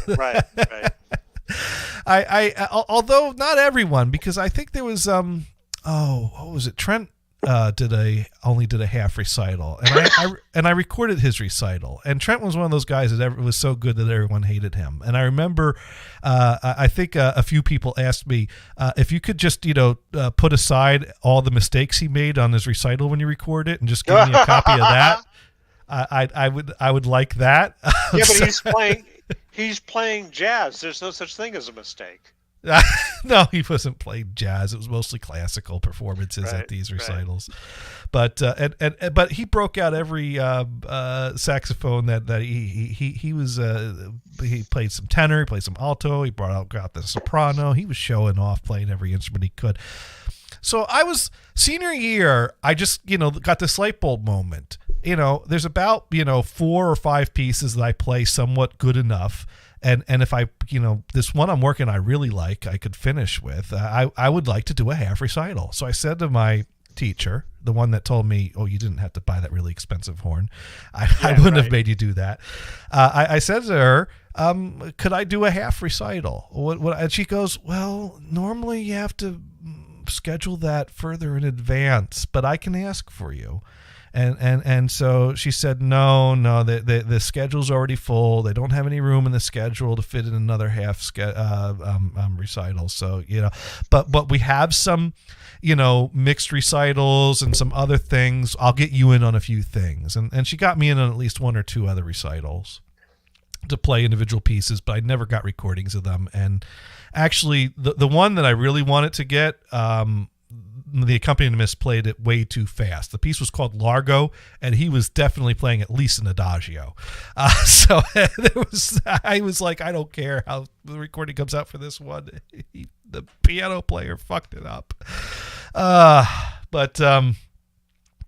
So I decided towards the end of the semester to book some time to make a recording. And so I asked my horn teacher, would you mind taking an hour or two out of your schedule one afternoon to record with me?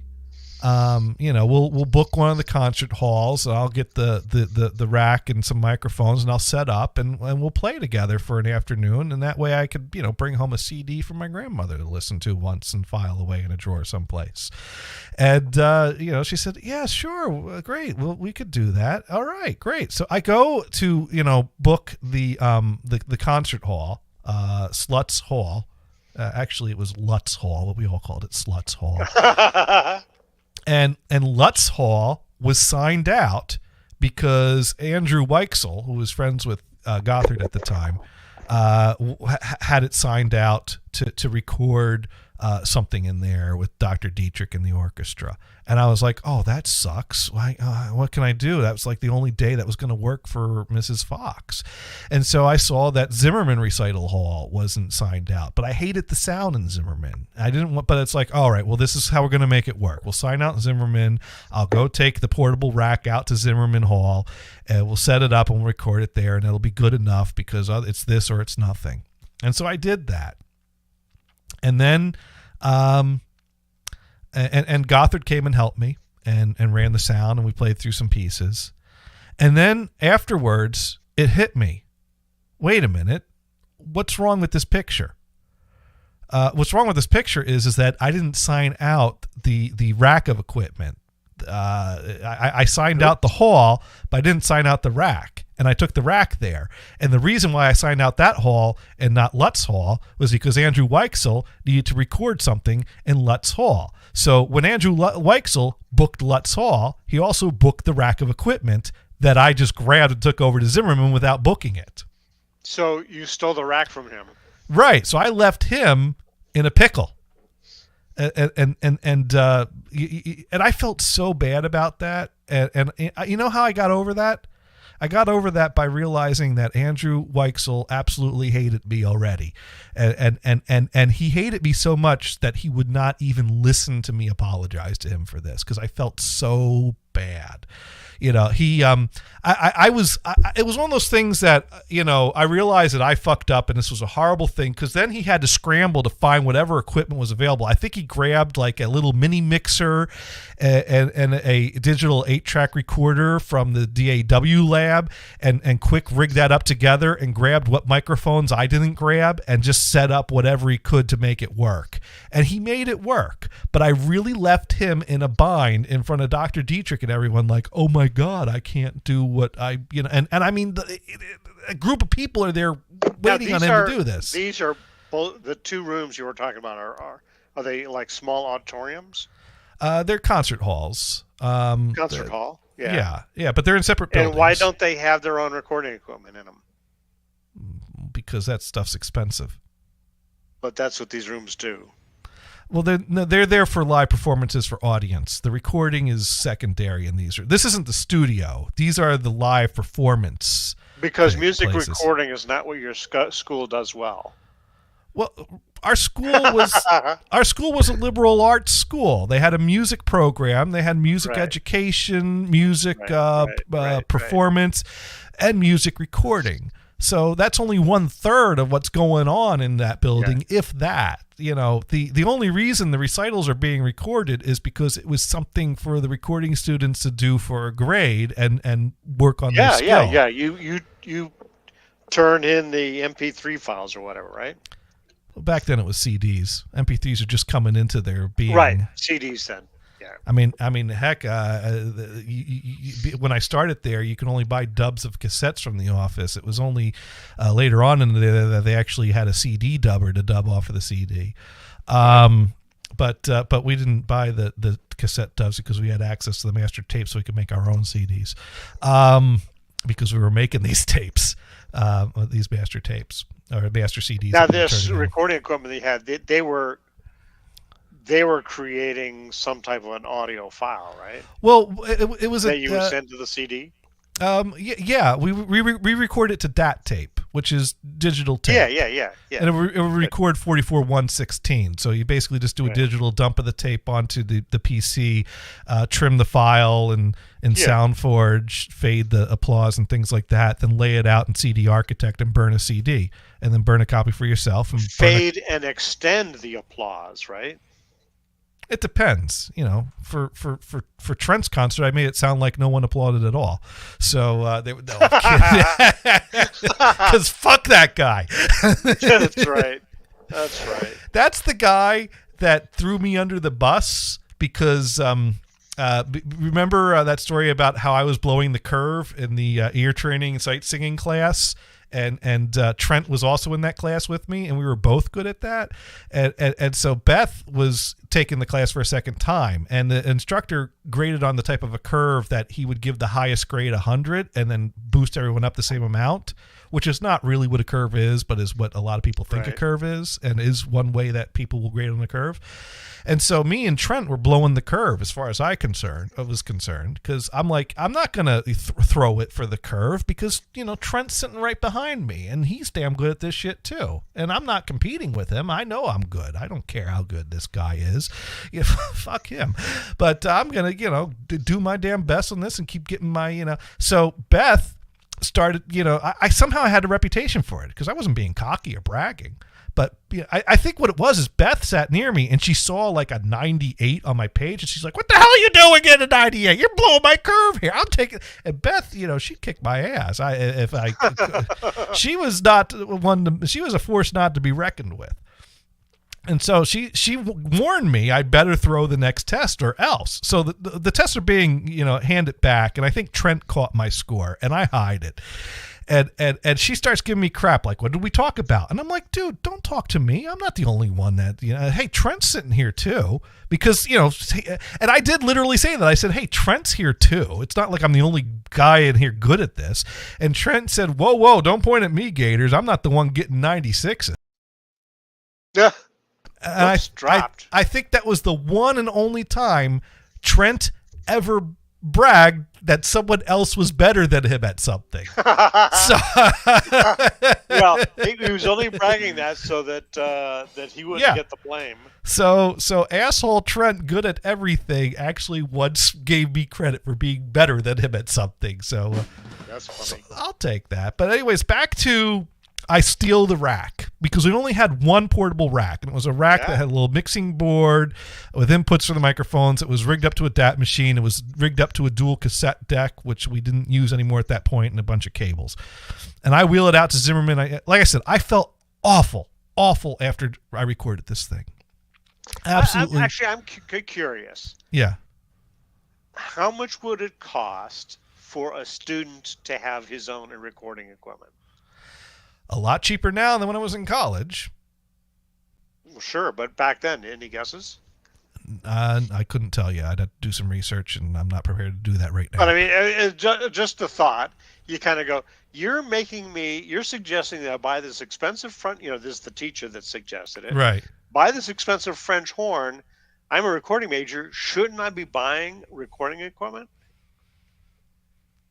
Well, I mean, that teacher ultimately was wrong, but there was Of course. Well, I mean, the thing is that the school had the recording equipment and set up the program for it, but the school did not have instruments available to their students. So there was a standard set that you come to school for music, you bring your own instrument. And I think the real thing is that makes sense for music education and music performance, because it's normal for someone that's going to perform music as a part of their profession to really take very seriously. I mean, your instrument's a very personal thing and a very personal choice, and something that you become very intimate with. And I know that sounds dirty, but I stand by that, and it's not dirty. Whereas music recording, it was more of since it's a music requirement, I have to meet these requirements. So it's a real anomaly, the music recording major that has to adhere to that protocol and that standard, that precedent. Anyways, I felt awful. And Andrew lived in a building. Oh, I guess Brian is going to go cough someplace. but I don't know if he's still listening or not, but I guess he's, well, that's okay. So Yeah, Andrew, I'm listening. Andrew was staying in a room in a build. He rented a room with some friends in an apartment that was across the street from me. So I could see when he got back, because I'm like, oh my God, I've done something awful. And I left this guy in a bad situation that he had to figure out. I owe this guy an apology. I absolutely owe this guy an apology. So I waited for him to get home, and I see him going home. I see him as he's walking by to go in the door, turns, faces my window that he knows that I sit at, and flips me off. And then, which I was feeling awful. So I was like, yeah, he's angry, and yeah, he has every right to. And he goes back into the room, and so I dialed his number, and he picked up, and I said, hello, Andrew? And he said, yeah. And I said, hey, look, I am so sorry. That was my mistake. I totally should have looked and checked that was, and he just hung up on me. And I called back, and he flipped you the bird. He got credit for that.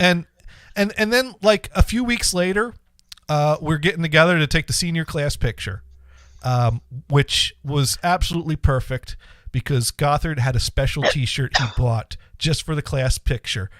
He bought a T-shirt with the caption, "Never underestimate the power of stupid people in large crowds." Not only did he wear that shirt for the class picture, but the photographer, as he's moving people around, casually pulls him to come towards the front in the middle area. Right. And I I think, make sure. and we all knew what that was about. But anyways, while we're sitting there waiting for the class photo to be taken, I went over to him again, since some time had come to cool. I'm like, look, Andrew, I'm really sorry about it. And he said, I don't want to hear it. Just shut up. And so, you know what? I don't feel bad about that anymore because that dude was an asshole. Well, yeah, it happened. You attempted to make your apology, and yeah, if you're not going to graciously take an apology, I'm not going to be sorry. So fuck that guy. He deserved it. Anyways, no, that's the wrong button. No, that's the wrong button too. Anyways, this has been another fun-filled evening of Insert title here. And this is also the show opening for Insert title here. Because and now we're going to close the show. And we were brought to you by Jack in the Box. Anyways, though, we do try to be educational here. Try the key word there. And also, don't forget, Mars brought some hookers. I did buy some hookers the other day. Yeah. Oh, yeah. Anyways, Sparky Toaster learned something here. Sparky Toaster learned that when everything else fails, pick up your mixing board and slam it. And, Brian, you missed it. This channel that the microphone is... Yeah. This channel that the microphone is connected to was cutting in and out a lot at the very start of the show. And when that was happening, I picked up the board and slammed it out of frustration and having no problems, right? So, right.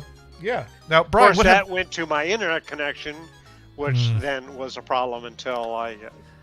Yeah. And I have learned that Brian needs to beef up his home internet. Brian, what have you learned this week? Yeah, I need to beef up my home internet, although it's been working since I did fix it, though. So who the hell knows what that was about? Well, if you try to spin up Grand Theft Auto 5 now, it's probably not going to. Yeah. Right. Well, in fact, I'm going to try it when we get off the air. Well, it's probably not going to do both at the same time, though. Exactly. Yeah. But what else have you... or was that it? I was thinking of something, but I forgot. Look at that. All right. Well, while I'm looking for someone to raid, I'm sure it'll come to you. Yeah. Yeah. I mean, we talked about New Year's. We talked about ice cream. You can get ice cream in New Jersey, right? Yeah. You got it from the store. Right. In the frozen section. Because they're not going to sell it in the Italian section. Well, I guess if it's in Neapolitan. But No. All right, let's see who's live. Who can we let's see. We've rated that recently. Who is Did that? you pick up? Yeah, did you? So you didn't get on the show with Dune. Is that correct? No. Pineapple Hoops filled in for me, and I did listen to it. I listened to most of it driving home. Okay. Now, you know what happened last week? Something really weird happened last week. We didn't raid last week. We got someone else to raid, is what we did. Because notice that What? the channel I raided, for some reason, my listing said that the channel I rated was live, but the channel I rated was hosting another channel. So it rated the channel that was being hosted, but it said that the channel that was hosting them did the raid. So that's why she didn't thank me. She thanked the channel that was raiding her because it showed up that they did the raid. So, which I find it weird. That seems a security vulnerability for me to be able to trigger another channel to do a raid on a channel. You know? Well, maybe you rated the other channel, and well, it did. You rated another channel just as it got off, and they were doing a raid. And you were just piggybacking. Yeah. Well, I mean, but it was at least amount of time passed, because when I went to see what was on the channel, that person was on the channel that the raid went to. So it had already raided, but it still said that they were live. And so I don't know. It must have been there must be a period of time. We added a new channel to our list, right? Yeah. So now we got 2 new channels added to our list. So let me see who this is, and see if I remember this. This is a guitar player. This is Noel Ray Waters, and it says, "I'm back. Return of the Noel." Now, I don't remember this person, but it probably was someone we covered. Vaguely rings a bell. We may have raided before or not. You know, it's hard to keep track of all of them, but that sounds really cool. So I think we're going to go raid Noel is what we're going to do. So stick around and say hi to Noel. And if you like, follow. And if you don't like, follow anyways. And then turn off the alerts because the counts help. Right. But I don't think there's any reason you would not like. So we're going to go raid Noel Ray Waters. Right. And she's not on my list. So. Oh, there you go. I remember somebody that isn't on my list. Although you do get dropped from people if you don't listen. Huh. Yeah. No. I know. It's like, oh, wait, that person, I was following that person before and picked him up again. I've never seen that happen. All right. Good night. Yep. All right. And we're rated. Here we go. That was a good show, even though we couldn't Grand Theft Auto. Yeah. All right. Well, that's just whatever. Yeah. Right? Well, we'll see what happens next week. Wonder where Mars is, though. Oh, well. All right. Well, I'll catch you next week. Yeah. Yeah. Have a good one. Yeah. Good night. And happy Pi